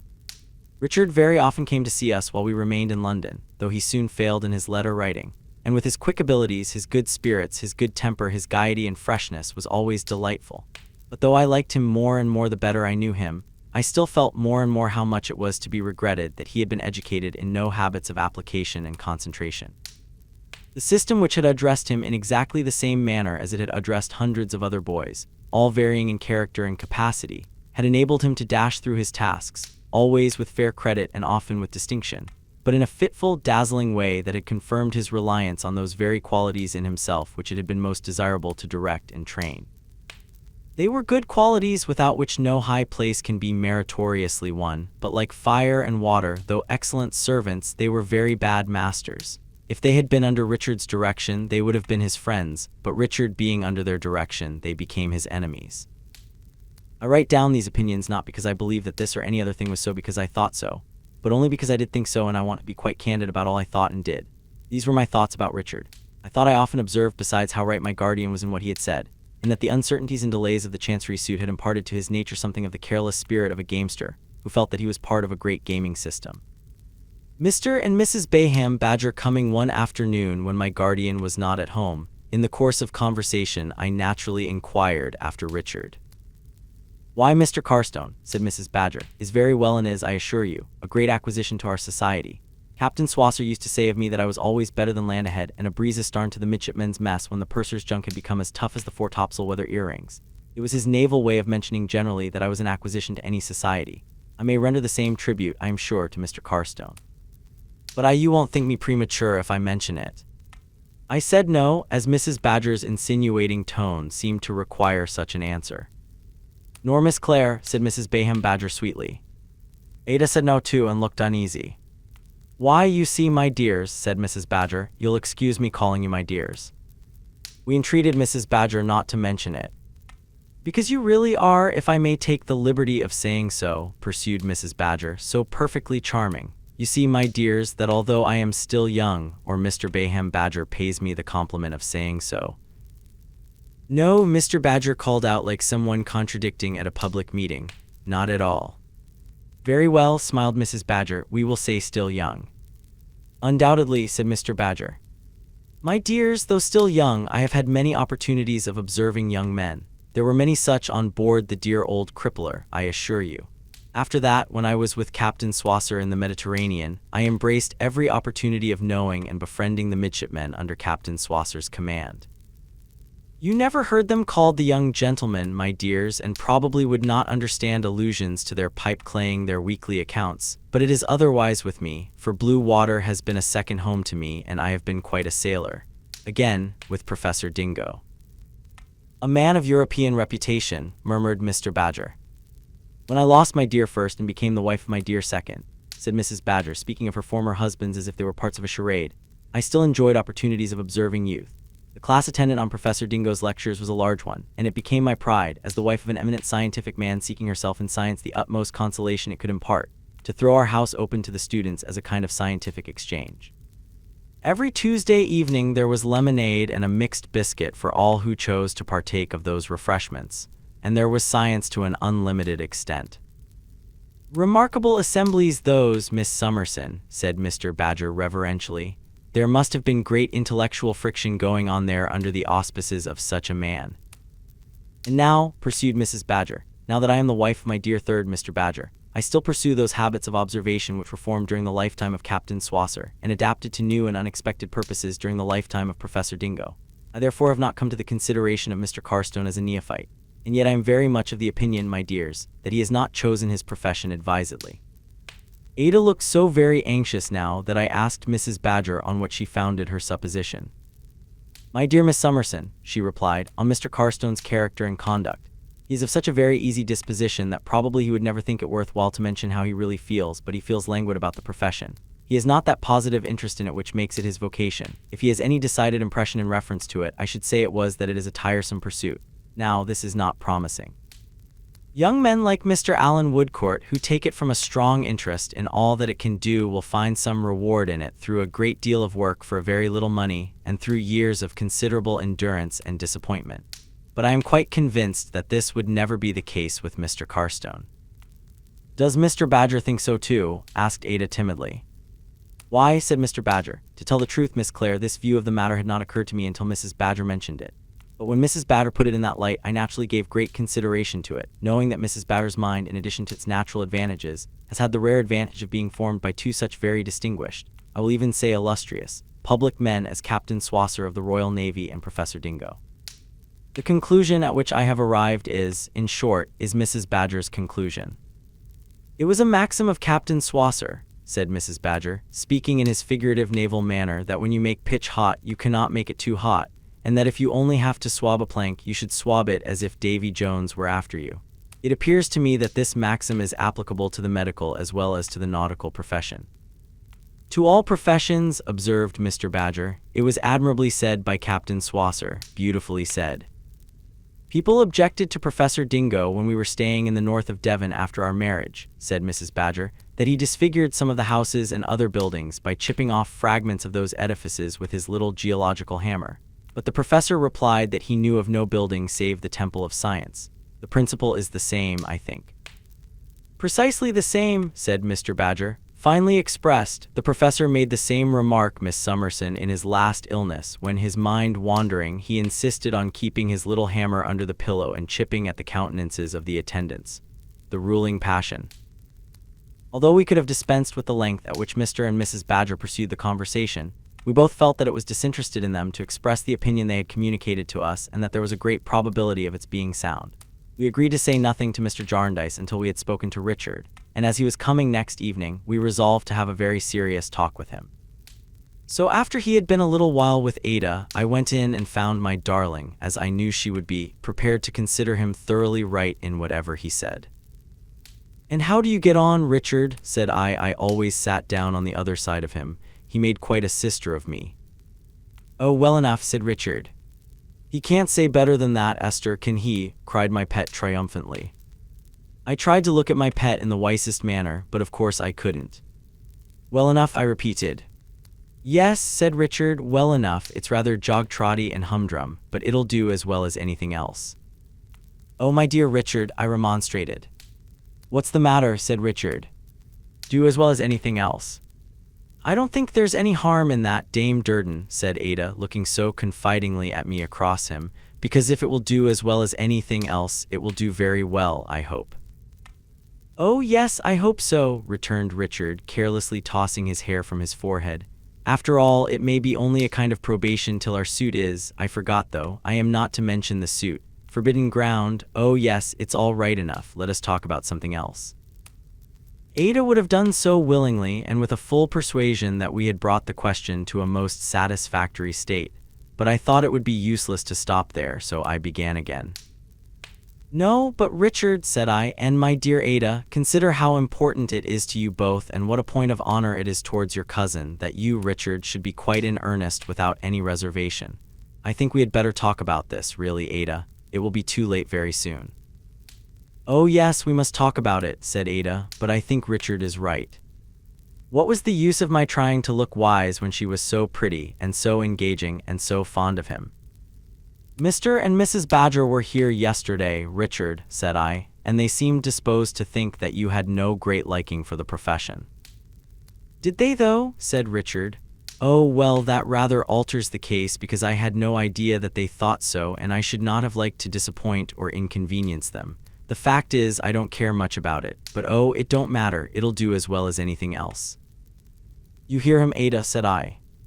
"The fact is," Richard proceeded, half thoughtfully and half jocosely, "it is not quite in my way, I don't take to it, and I get too much of Mrs. Bayham Badger's first and second." "I am sure that's very natural," cried Ada, quite delighted. "The very thing we both said yesterday, Esther." "Then," pursued Richard, "it's monotonous, and today is too like yesterday, and tomorrow is too like today." "But I am afraid," said I, "this is an objection to all kinds of application to life itself, except under some very uncommon circumstances." "Do you think so?" returned Richard, still considering. "Perhaps. Why then, you know," he added, suddenly becoming gay again, "we travel outside a circle to what I said just now. It'll do as well as anything else. Oh, it's all right enough, let us talk about something else."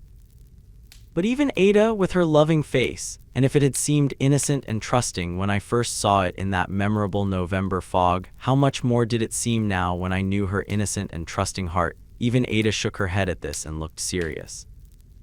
So I thought it a good opportunity to hint to Richard that if he were sometimes a little careless of himself, I was very sure he never meant to be careless of Ada, and that it was a part of his affectionate consideration for her not to slight the importance of a step that might influence both their lives. This made him almost grave. "My dear Mother Hubbard," he said, "that's the very thing. I have thought of that several times and have been quite angry with myself for meaning to be so much in earnest and somehow not exactly being so. I don't know how it is, I seem to want something or other to stand by. Even you have no idea how fond I am of Ada, my darling cousin. I love you so much. But I don't settle down to constancy and other things. It's such uphill work, and it takes such a time," said Richard with an air of vexation.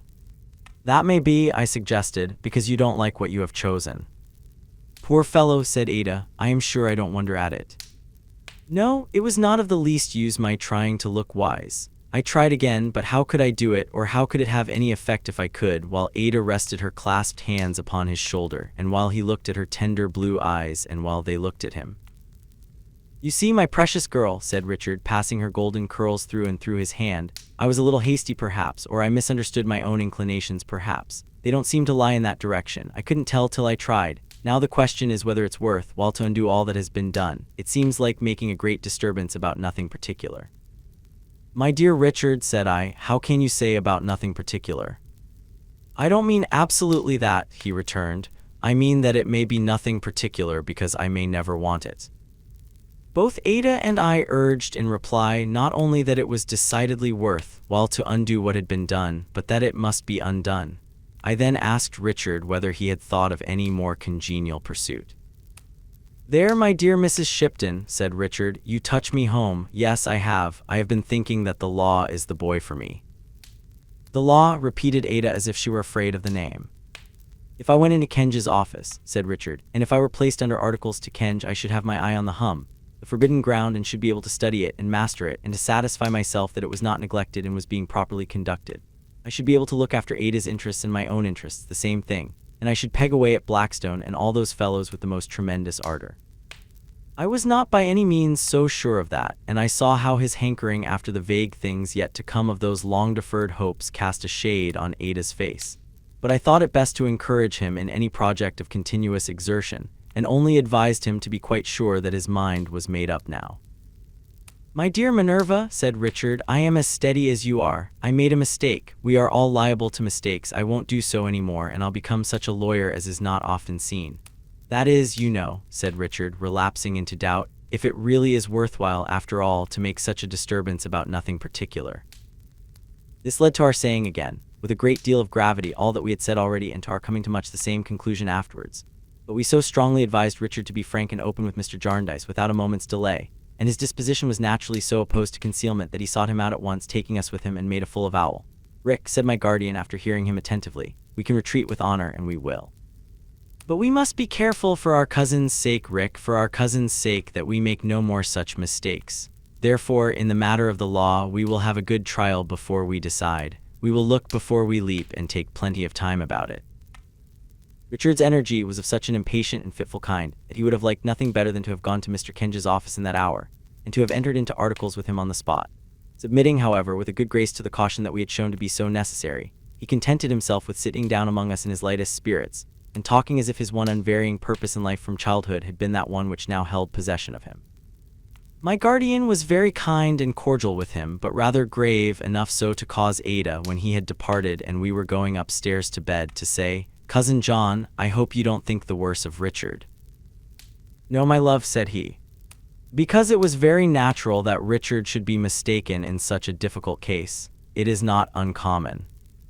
"No, no, my love," said he, "don't look unhappy." "Oh, I am not unhappy, Cousin John," said Ada, smiling cheerfully with her hand upon his shoulder where she had put it in bidding him good night, "but I should be a little so if you thought at all the worse of Richard." "My dear," said Mr. Jarndyce, "I should think the worse of him only if you were ever in the least unhappy through his means. I should be more disposed to quarrel with myself even then than with poor Rick, for I brought you together. But tut, all this is nothing. He has time before him and the race to run. I think the worse of him, not I, my loving cousin, and not you, I swear." "No, indeed, Cousin John," said Ada, "I am sure I could not. I am sure I would not think any ill of Richard if the whole world did. I could, and I would, think better of him then than at any other time." So quietly and honestly she said it, with her hands upon his shoulders, both hands now, and looking up into his face like the picture of truth. "I think," said my guardian, thoughtfully regarding her, "I think it must be somewhere written that the virtues of the mothers shall occasionally be visited on the children, as well as the sins of the father. Good night, my rosebud. Good night, little woman. Pleasant slumbers, happy dreams." This was the first time I ever saw him follow Ada with his eyes, with something of a shadow on their benevolent expression. I well remembered the look with which he had contemplated her and Richard when she was singing in the firelight. It was but a very little while since he had watched them passing down the room in which the sun was shining, and away into the shade, but his glance was changed, and even the silent look of confidence in me which now followed it once more was not quite so hopeful and untroubled as it had originally been. Ada praised Richard more to me that night than ever she had praised him yet. She went asleep with a little bracelet he had given her clasped upon her arm.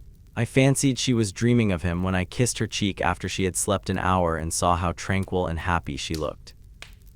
For I was so little inclined to sleep myself that night that I sat up working. It would not be worth mentioning for its own sake, but I was wakeful and rather low-spirited. I don't know why, at least I don't think I know why, at least perhaps I do, but I don't think it matters. At any rate, I made up my mind to be so dreadfully industrious that I would leave myself not a moment's leisure to be low-spirited. For I naturally said, Esther, you to be low-spirited, you. And it really was time to say so, for I really did see myself in the glass almost crying. As if you had anything to make you unhappy instead of everything to make you happy, you ungrateful heart, said I. If I could have made myself go to sleep, I would have done it directly, but not being able to do that, I took out of my basket some ornamental work for our house, Bleak House, that I was busy with at that time and sat down to it with great determination. It was necessary to count all the stitches in that work, and I resolved to go on with it until I couldn't keep my eyes open, and then to go to bed. I soon found myself very busy, but I had left some silk downstairs in a work-table drawer in the temporary growlery, and coming to a stop for want of it, I took my candle and went softly down to get it. To my great surprise, on going in I found my guardian still there and sitting looking at the ashes. He was lost in thought, his book lay unheeded by his side. His silvered iron-gray hair was scattered confusedly upon his forehead as though his hand had been wandering among it while his thoughts were elsewhere, and his face looked worn. Almost frightened by coming upon him so unexpectedly, I stood still for a moment and should have retired without speaking had he not, in again passing his hand abstractedly through his hair, seen me and started. Esther, I told him what I had come for. At work so late, my dear. I am working late tonight, said I, because I couldn't sleep and wished to tire myself. But dear guardian, you are late too and look weary. You have no trouble, I hope, to keep you waking. None, little woman, that you would readily understand, said he. He spoke in a regretful tone so new to me that I inwardly repeated, as if that would help me to his meaning, that I could readily understand. Remain a moment, Esther, said he, you were in my thoughts. I hope I was not the troubled guardian. He slightly waved his hand and fell into his usual manner. The change was so remarkable, and he appeared to make it by dint of so much self-command, that I found myself again inwardly repeating, none that I could understand.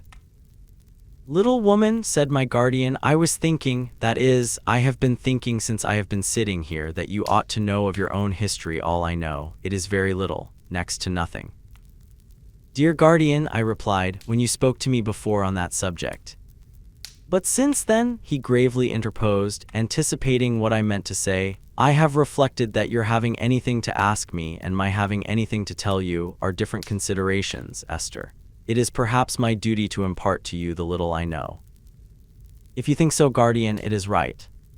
I think so, he returned very gently and kindly and very distinctly.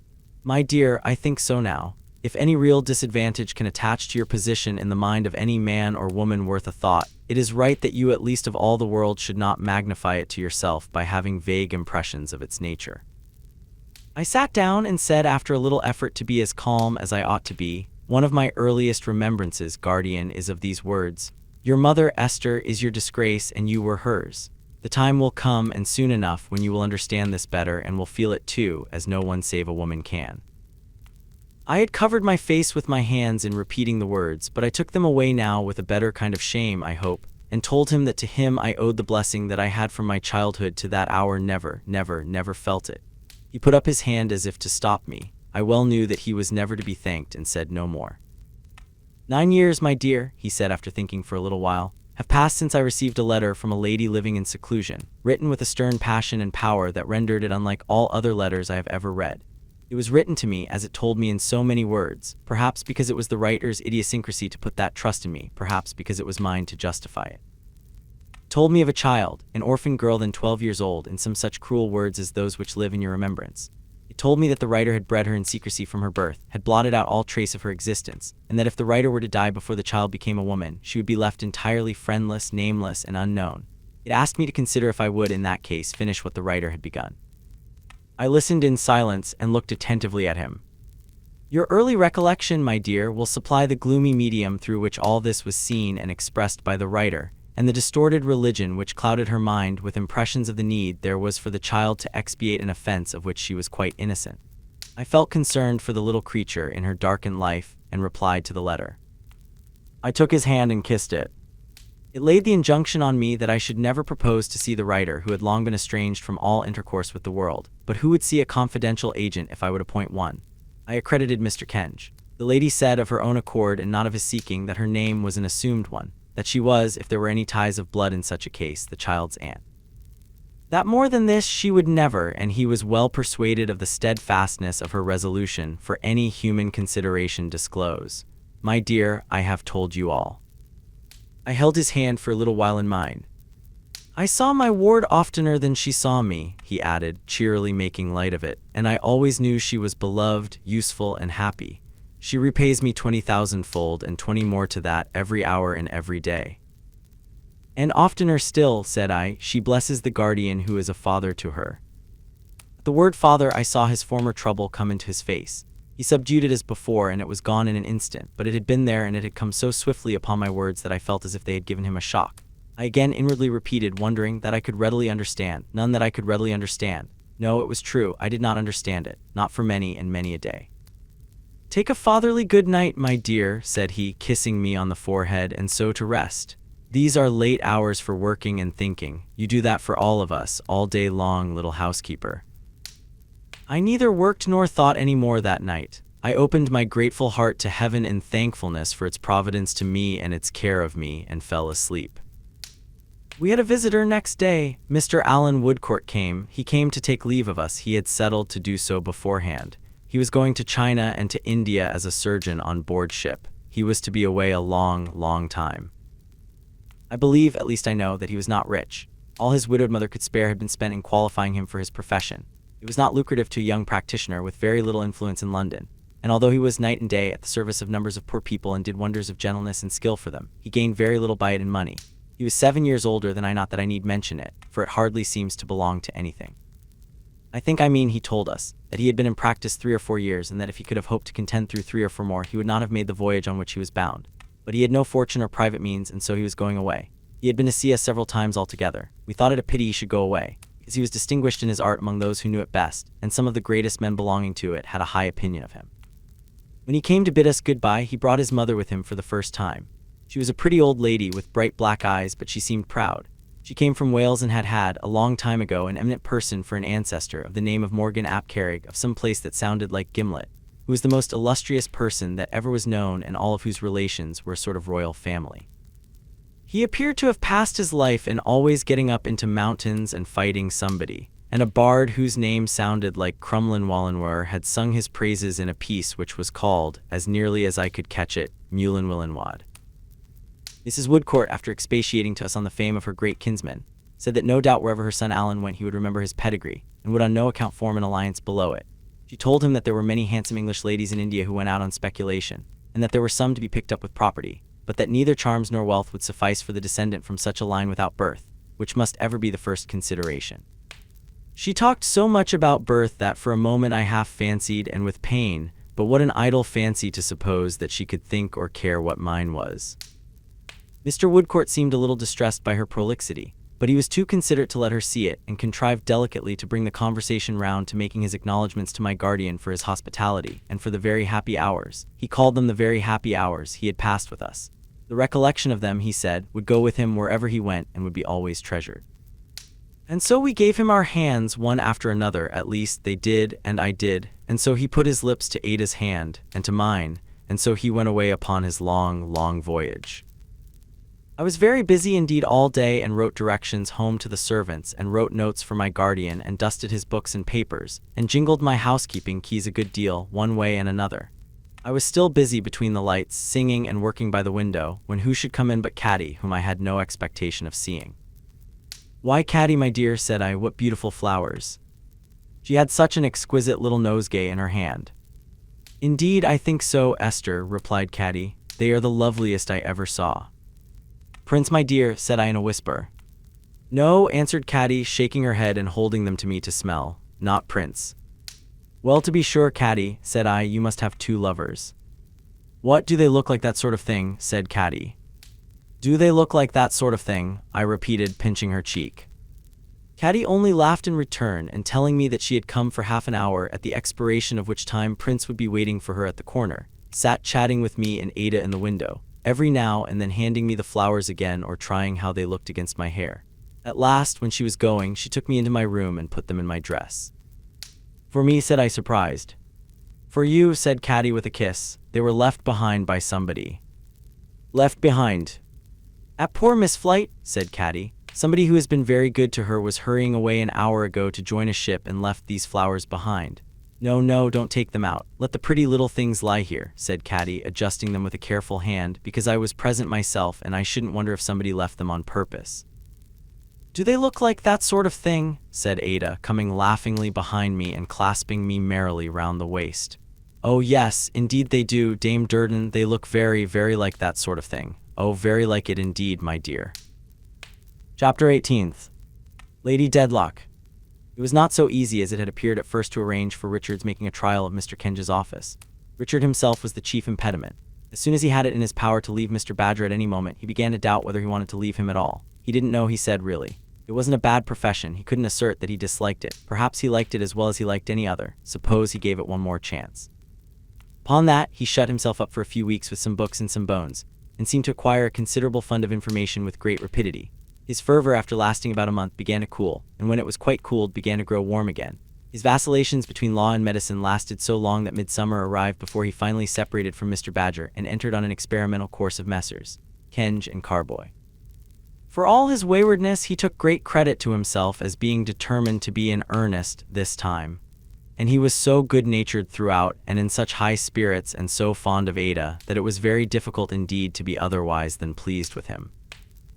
As to Mr. Jarndyce, who, I may mention, found the wind much given during this period to stick in the east.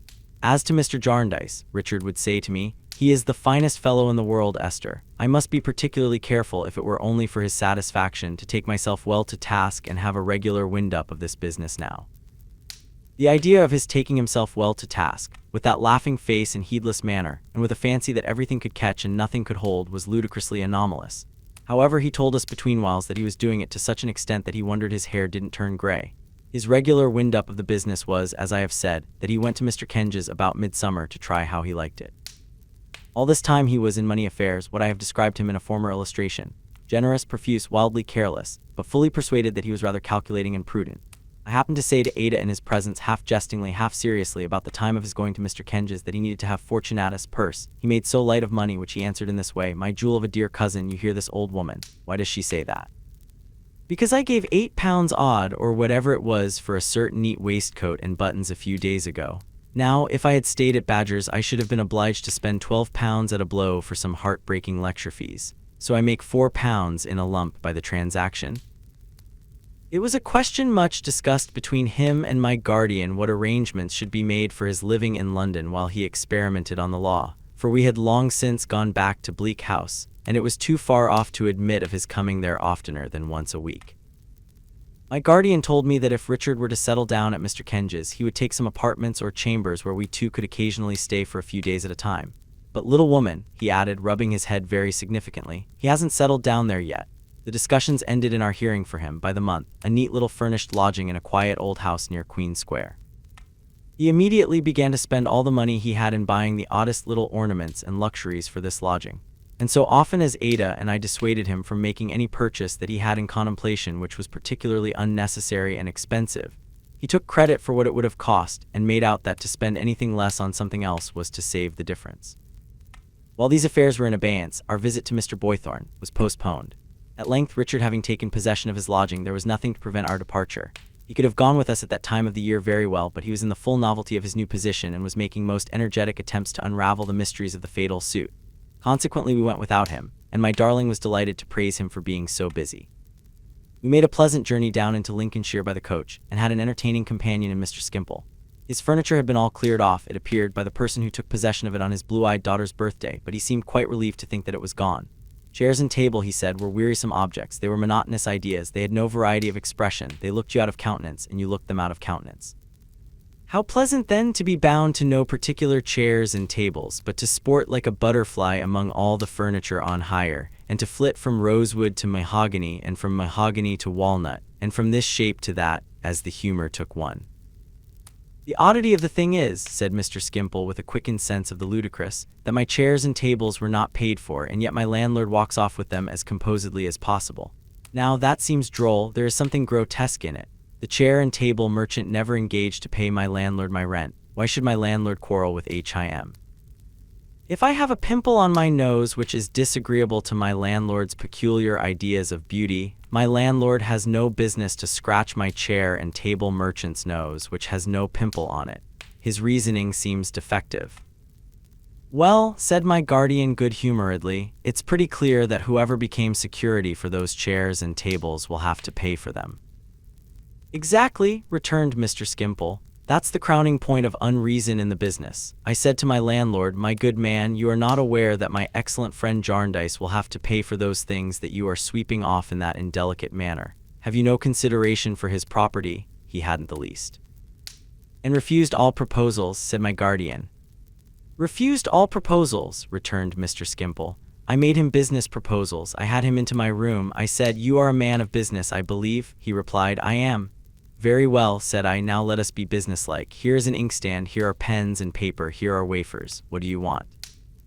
I have occupied your house for a considerable period, I believe to our mutual satisfaction until this unpleasant misunderstanding arose. Let us be at once friendly and businesslike. What do you want? In reply to this, he made use of the figurative expression, which has something Eastern about it, that he had never seen the color of my money.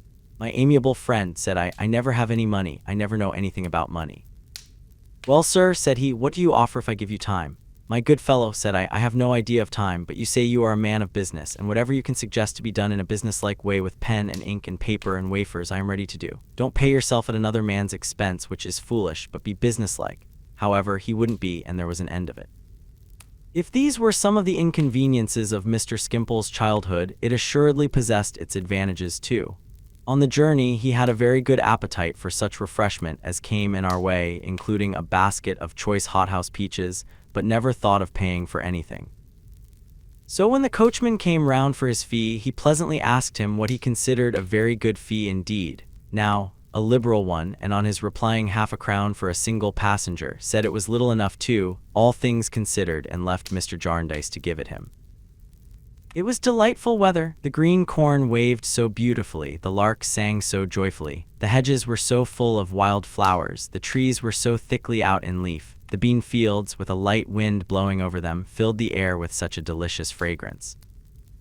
Late in the afternoon we came to the market town where we were to alight from the coach, a dull little town with a church spire, and a marketplace and a market cross in one intensely sunny street, and a pond with an old horse cooling his legs in it, and a very few men sleepily lying and standing about in narrow little bits of shade.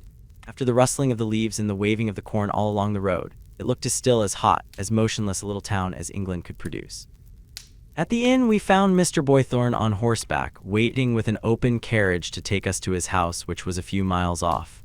He was overjoyed to see us and dismounted with great alacrity.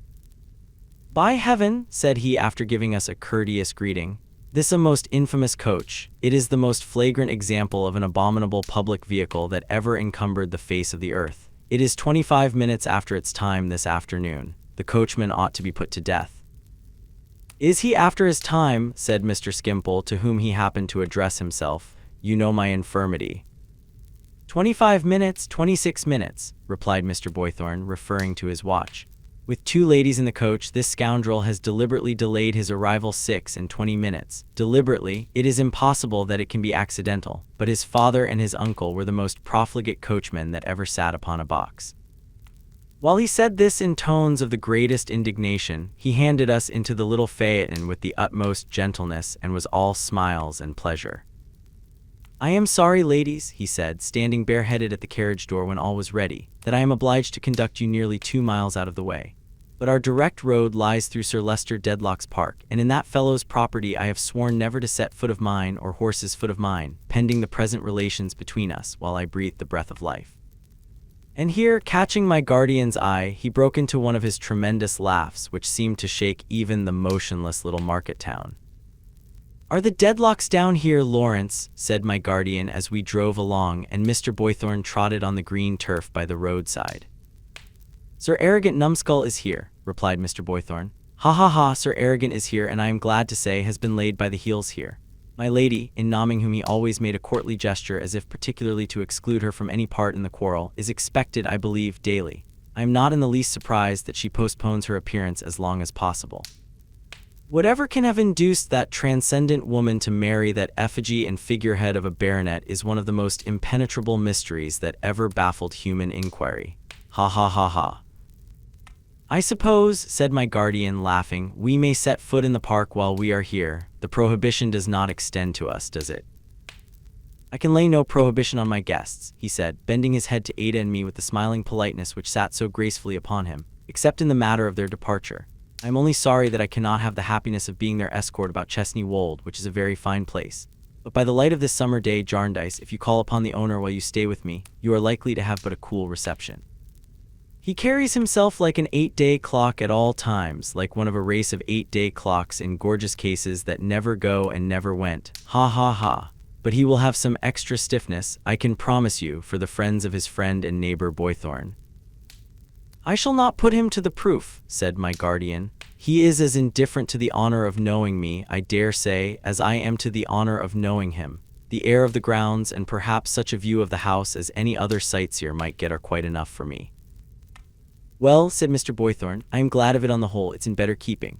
I am looked upon about here as a second Ajax defying the lightning. Ha ha ha ha. When I go into our little church on a Sunday, a considerable part of the inconsiderable congregation expect to see me drop, scorched and withered, on the pavement under the deadlocked displeasure. Ha ha ha ha. I have no doubt he is surprised that I don't. For he is, by heaven, the most self-satisfied and the shallowest, and the most coxcombical and utterly brainless ass." Our coming to the ridge of a hill we had been ascending enabled our friend to point out Chesney Wold itself to us and diverted his attention from its master. It was a picturesque old house in a fine park richly wooded. Among the trees and not far from the residence he pointed out the spire of the little church of which he had spoken. Oh, the solemn woods over which the light and shadow traveled swiftly, as if heavenly wings were sweeping on benignant errands through the summer air. The smooth green slopes, the glittering water, the garden where the flowers were so symmetrically arranged in clusters of the richest colors, how beautiful they looked. The house with gable and chimney and tower and turret and dark doorway and broad terrace walk, twinning among the balustrades of which, and lying heaped upon the vases, there was one great flush of roses, seemed scarcely real in its light solidity and in the serene and peaceful hush that rested on all around it. To Ada and to me, that above all appeared the pervading influence. On everything, house, garden, terrace, green slopes, water, old oaks, fern, moss, woods again, and far away across the openings in the prospect to the distance lying wide before us with a purple bloom upon it, there seemed to be such undisturbed repose. When we came into the little village and passed a small inn with the sign of the Deadlock Arms swinging over the road in front, Mr. Boythorn interchanged greetings with a young gentleman sitting on a bench outside the inn door who had some fishing tackle lying beside him. "That's the housekeeper's grandson, Mr. Rouncewell by name," said he, "and he is in love with a pretty girl up at the house. Lady Dedlock has taken a fancy to the pretty girl and is going to keep her about her own fair person, an honor which my young friend himself does not at all appreciate. However, he can't marry just yet, even if his Rosebud were willing, so he is fain to make the best of it. In the meanwhile, he comes here pretty often for a day or two at a time to fish. Ha ha ha ha." "Are he and the pretty girl engaged, Mr. Boythorn?" asked Ada. "Why, my dear Miss Clare," he returned, "I think they may perhaps understand each other, but you will see them soon, I dare say, and I must learn from you on such a point, not you from me." Ada blushed, and Mr. Boythorn, trotting forward on his comely gray horse, dismounted at his own door and stood ready with extended arm and uncovered head to welcome us when we arrived. He lived in a pretty house, formerly the parsonage house, with a lawn in front, a bright flower garden at the side, and a well-stocked orchard and kitchen garden in the rear, enclosed with a venerable wall that had of itself a ripened ruddy look. But indeed, everything about the place wore an aspect of maturity and abundance. The old lime-tree walk was like green cloisters, the very shadows of the cherry trees and apple trees were heavy with fruit, the gooseberry bushes were so laden that their branches arched and rested on the earth, the strawberries and raspberries grew in like profusion, and the peaches basked by the hundred on the wall. Tumbled about among the spread nets and the glass frames sparkling and winking in the sun, there were such heaps of drooping pods, and marrows and cucumbers that every foot of ground appeared a vegetable treasury, while the smell of sweet herbs and all kinds of wholesome growth, to say nothing of the neighboring meadows where the hay was carrying, made the whole air a great nosegay. Such stillness and composure reigned within the orderly precincts of the old red wall that even the feathers hung in garlands to scare the birds hardly stirred, and the wall had such a ripening influence that where, here and there high up, a disused nail and scrap of list still clung to it, it was easy to fancy that they had mellowed with the changing seasons and that they had rusted and decayed according to the common fate. The house, though a little disorderly in comparison with the garden, was a real old house with settles in the chimney of the brick-floored kitchen and great beams across the ceilings. On one side of it was the terrible piece of ground in dispute, where Mr. Boythorn maintained a sentry in a smock frock day and night, whose duty was supposed to be, in cases of aggression, immediately to ring a large bell hung up there for the purpose, to unchain a great bulldog established in a kennel as his ally, and generally to deal destruction on the enemy. Not content with these precautions, Mr. Boythorn had himself composed and posted there on painted boards to which his name was attached in large letters the following solemn warnings: "Beware of the bulldog, he is most ferocious.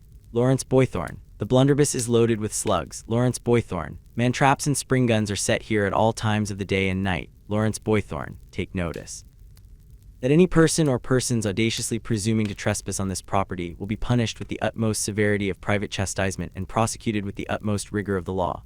Lawrence Boythorn." These he showed us from the drawing-room window while his bird was hopping about his head, and he laughed, ha ha ha ha ha ha ha ha, to that extent as he pointed them out that I really thought he would have heard himself. "But this is taking a good deal of trouble," said Mr. Skimpole in his light way, "when you are not in earnest after all." "Not in earnest," returned Mr. Boythorn with unspeakable warmth. "Not in earnest. If I could have hoped to train him, I would have bought a lion instead of that dog, and would have turned him loose upon the first intolerable robber who should dare to make an encroachment on my rights. Let Sir Leicester Dedlock consent to come out and decide this question by single combat, and I will meet him with any weapon known to mankind in any age or country. I am that much in earnest, not more." We arrived at his house on a Saturday. On the Sunday morning we all set forth to walk to the little church in the park. Entering the park, almost immediately by the disputed ground, we pursued a pleasant footpath winding among the verdant turf and the beautiful trees until it brought us to the church porch. The congregation was extremely small and quite a rustic one, with the exception of a large muster of servants from the house, some of whom were already in their seats, while others were yet dropping in. There were some stately footmen, and there was a perfect picture of an old coachman, who looked as if he were the official representative of all the pomps and vanities that had ever been put into his coach. There was a very pretty show of young women, and above them the handsome old face and fine, responsible, portly figure of the housekeeper towered preeminent. The pretty girl of whom Mr. Boythorn had told us was close by her. She was so very pretty that I might have known her by her beauty, even if I had not seen how blushingly conscious she was of the eyes of the young fisherman, whom I discovered not far off. One face, and not an agreeable one, though it was handsome, seemed maliciously watchful of this pretty girl, and indeed of everyone and everything there. It was a Frenchwoman. As the bell was yet ringing and the great people were not yet come, I had leisure to glance over the church, which smelt as earthy as a grave, and to think what a shady, ancient, solemn little church it was. The windows, heavily shaded by trees, admitted a subdued light that made the faces around me pale, and darkened the old brasses in the pavement and the time and damp worn monuments, and rendered the sunshine in the little porch, where a monotonous ringer was working at the bell, inestimably bright. But a stir in that direction, a gathering of reverential awe in the rustic faces, and a blandly ferocious assumption on the part of Mr. Boythorn of being resolutely unconscious of somebody's existence, forewarned me that the great people were come, and that the service was going to begin. "Enter not into judgment with thy servant, O Lord, for in thy sight." Shall I ever forget the rapid beating at my heart, occasioned by the look I met as I stood up? Shall I ever forget the manner in which those handsome, proud eyes seemed to spring out of their languor and to hold mine? It was only a moment before I cast mine down, released again, if I may say so, on my book, but I knew the beautiful face quite well in that short space of time. And very strangely, there was something quickened within me, associated with the lonely days at my godmother. Yes, away even to the days when I had stood on tiptoe to dress myself at my little glass after dressing my doll. And this, although I had never seen this lady's face before in all my life, I was quite sure of it, absolutely certain. It was easy to know that the ceremonious, gouty, gray-haired gentleman, the only other occupant of the great pew, was Sir Leicester Dedlock, and that the lady was Lady Dedlock. But why her face should be in a confused way like a broken glass to me, in which I saw scraps of old remembrances, and why I should be so fluttered and troubled, for I was still, by having casually met her eyes, I could not think.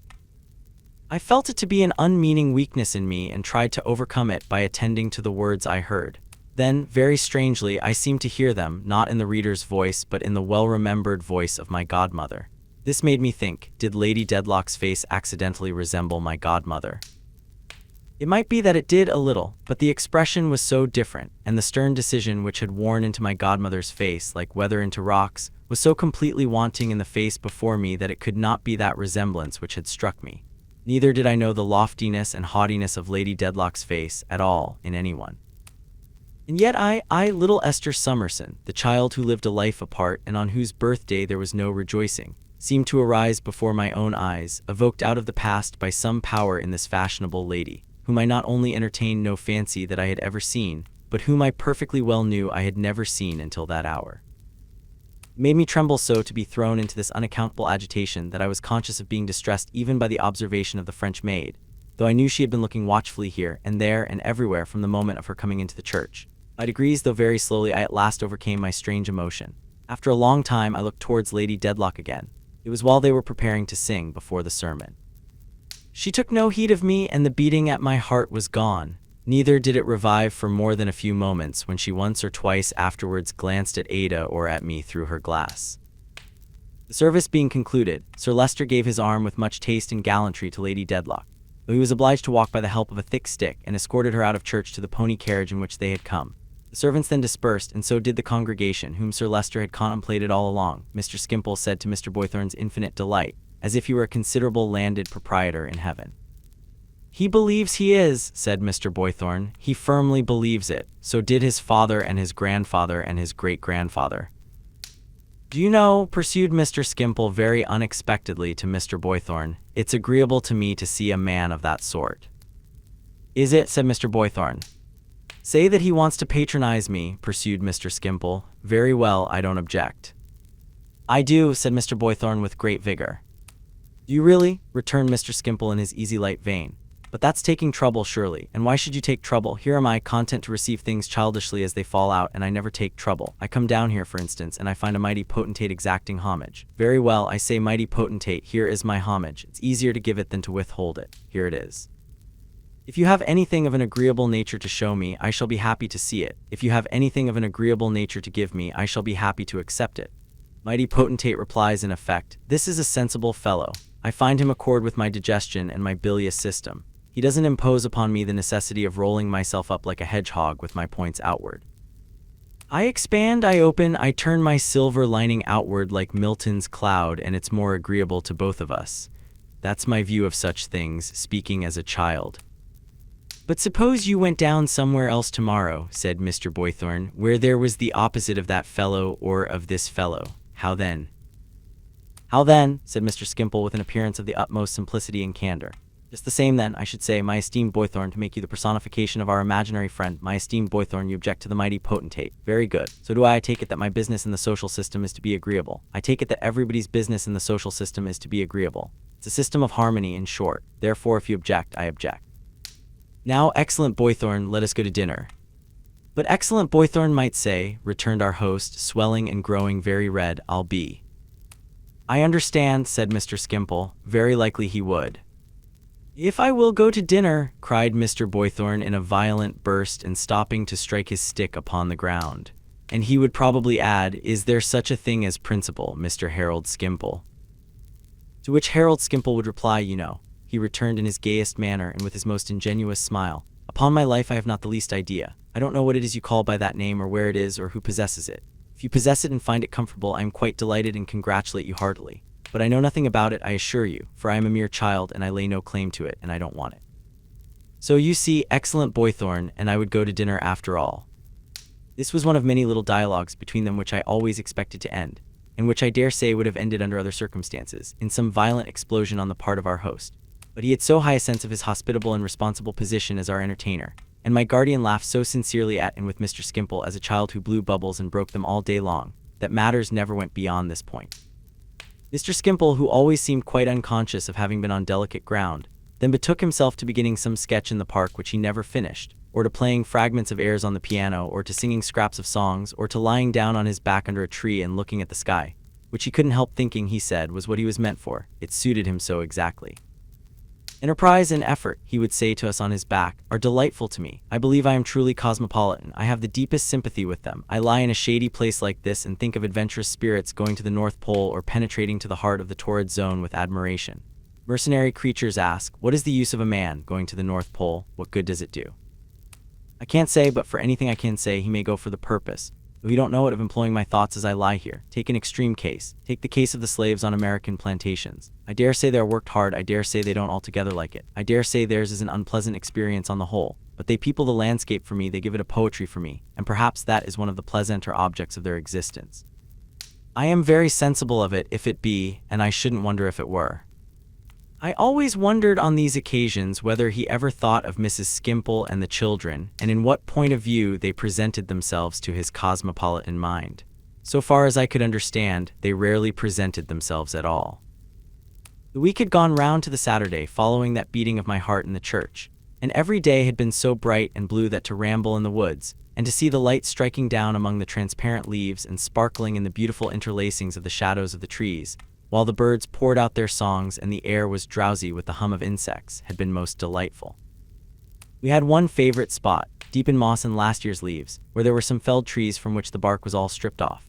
Seated among these, we looked through a green vista supported by thousands of natural columns, the whitened stems of trees, upon a distant prospect made so radiant by its contrast with the shade in which we sat, and made so precious by the arched perspective through which we saw it that it was like a glimpse of the better land. Upon the Saturday we sat here, Mr. Jarndyce, Ada, and I, until we heard thunder muttering in the distance and felt the large raindrops rattle through the leaves. The weather had been all the week extremely sultry, but the storm broke so suddenly, upon us at least in that sheltered spot, that before we reached the outskirts of the wood the thunder and lightning were frequent, and the rain came plunging through the leaves as if every drop were a great leaden bead. As it was not a time for standing among trees, we ran out of the wood, and up and down the moss-grown steps which crossed the plantation fence like two broad-staved ladders placed back to back, and made for a keeper's lodge which was close at hand. We had often noticed the dark beauty of this lodge standing in a deep twilight of trees, and how the ivy clustered over it, and how there was a steep hollow near, where we had once seen the keeper's dog dive down into the fern as if it were water. The lodge was so dark within, now the sky was overcast, that we only clearly saw the man who came to the door when we took shelter there and put 2 chairs for Ada and me. The lattice windows were all thrown open, and we sat just within the doorway watching the storm. It was grand to see how the wind awoke and bent the trees and drove the rain before it like a cloud of smoke, and to hear the solemn thunder and to see the lightning, and while thinking with awe of the tremendous powers by which our little lives are encompassed, to consider how beneficent they are, and how upon the smallest flower and leaf there was already a freshness poured from all the seeming rage which seemed to make creation new again. Is it not dangerous to sit in so exposed a place? Oh no, Esther dear, said Ada quietly. Ada said it to me, but I had not spoken. The beating of my heart came back again. I had never heard the voice as I had never seen the face, but it affected me in the same strange way. Again, in a moment, there arose before my mind innumerable pictures of myself. Lady Dedlock had taken shelter in the lodge before our arrival there and had come out of the gloom within. She stood behind my chair with her hand upon it. I saw her with her hand close to my shoulder when I turned my head. I have frightened you, she said. No, it was not fright. Why should I be frightened? I believe, said Lady Dedlock to my guardian, I have the pleasure of speaking to Mr. Jarndyce.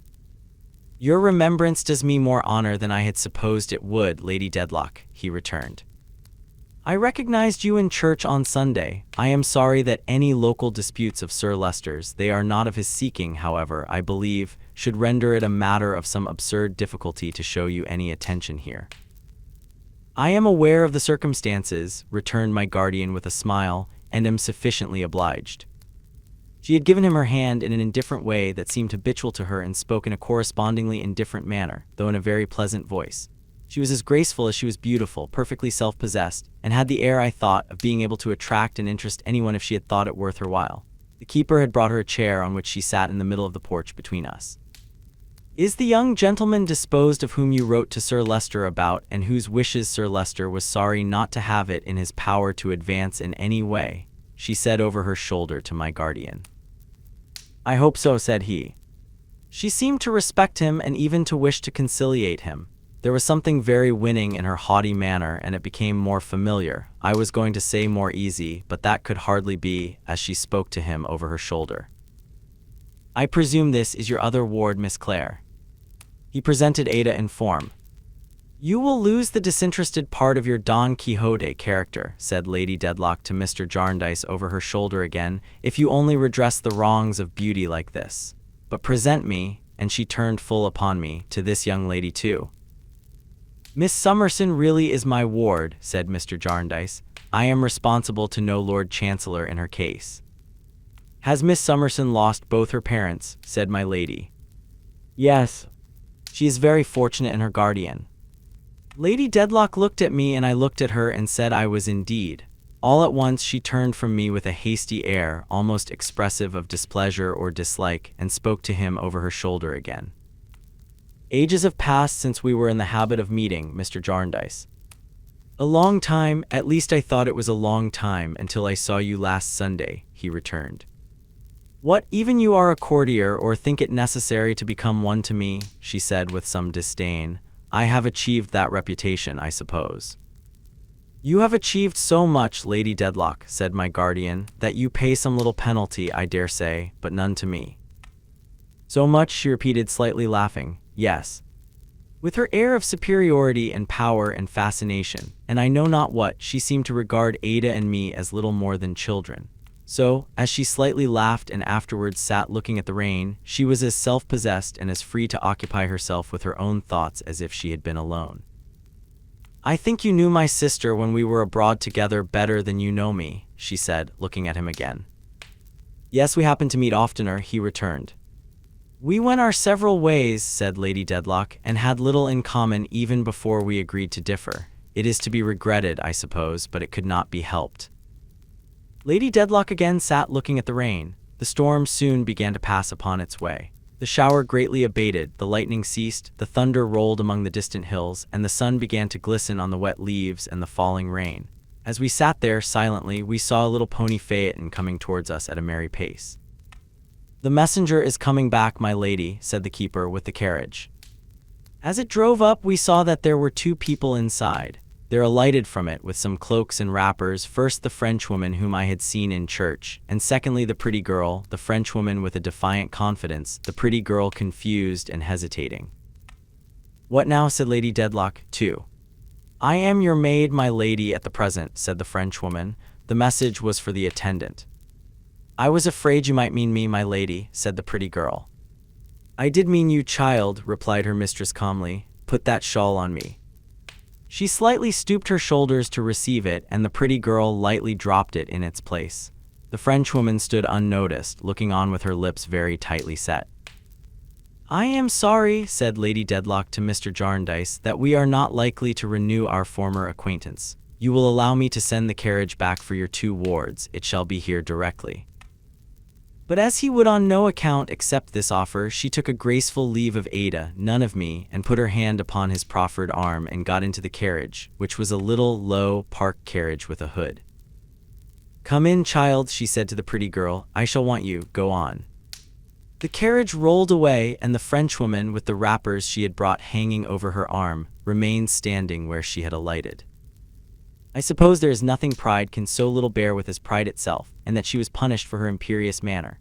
Her retaliation was the most singular I could have imagined. She remained perfectly still until the carriage had turned into the drive, and then, without the least discomposure of countenance, slipped off her shoes, left them on the ground, and walked deliberately in the same direction through the wettest of the wet grass.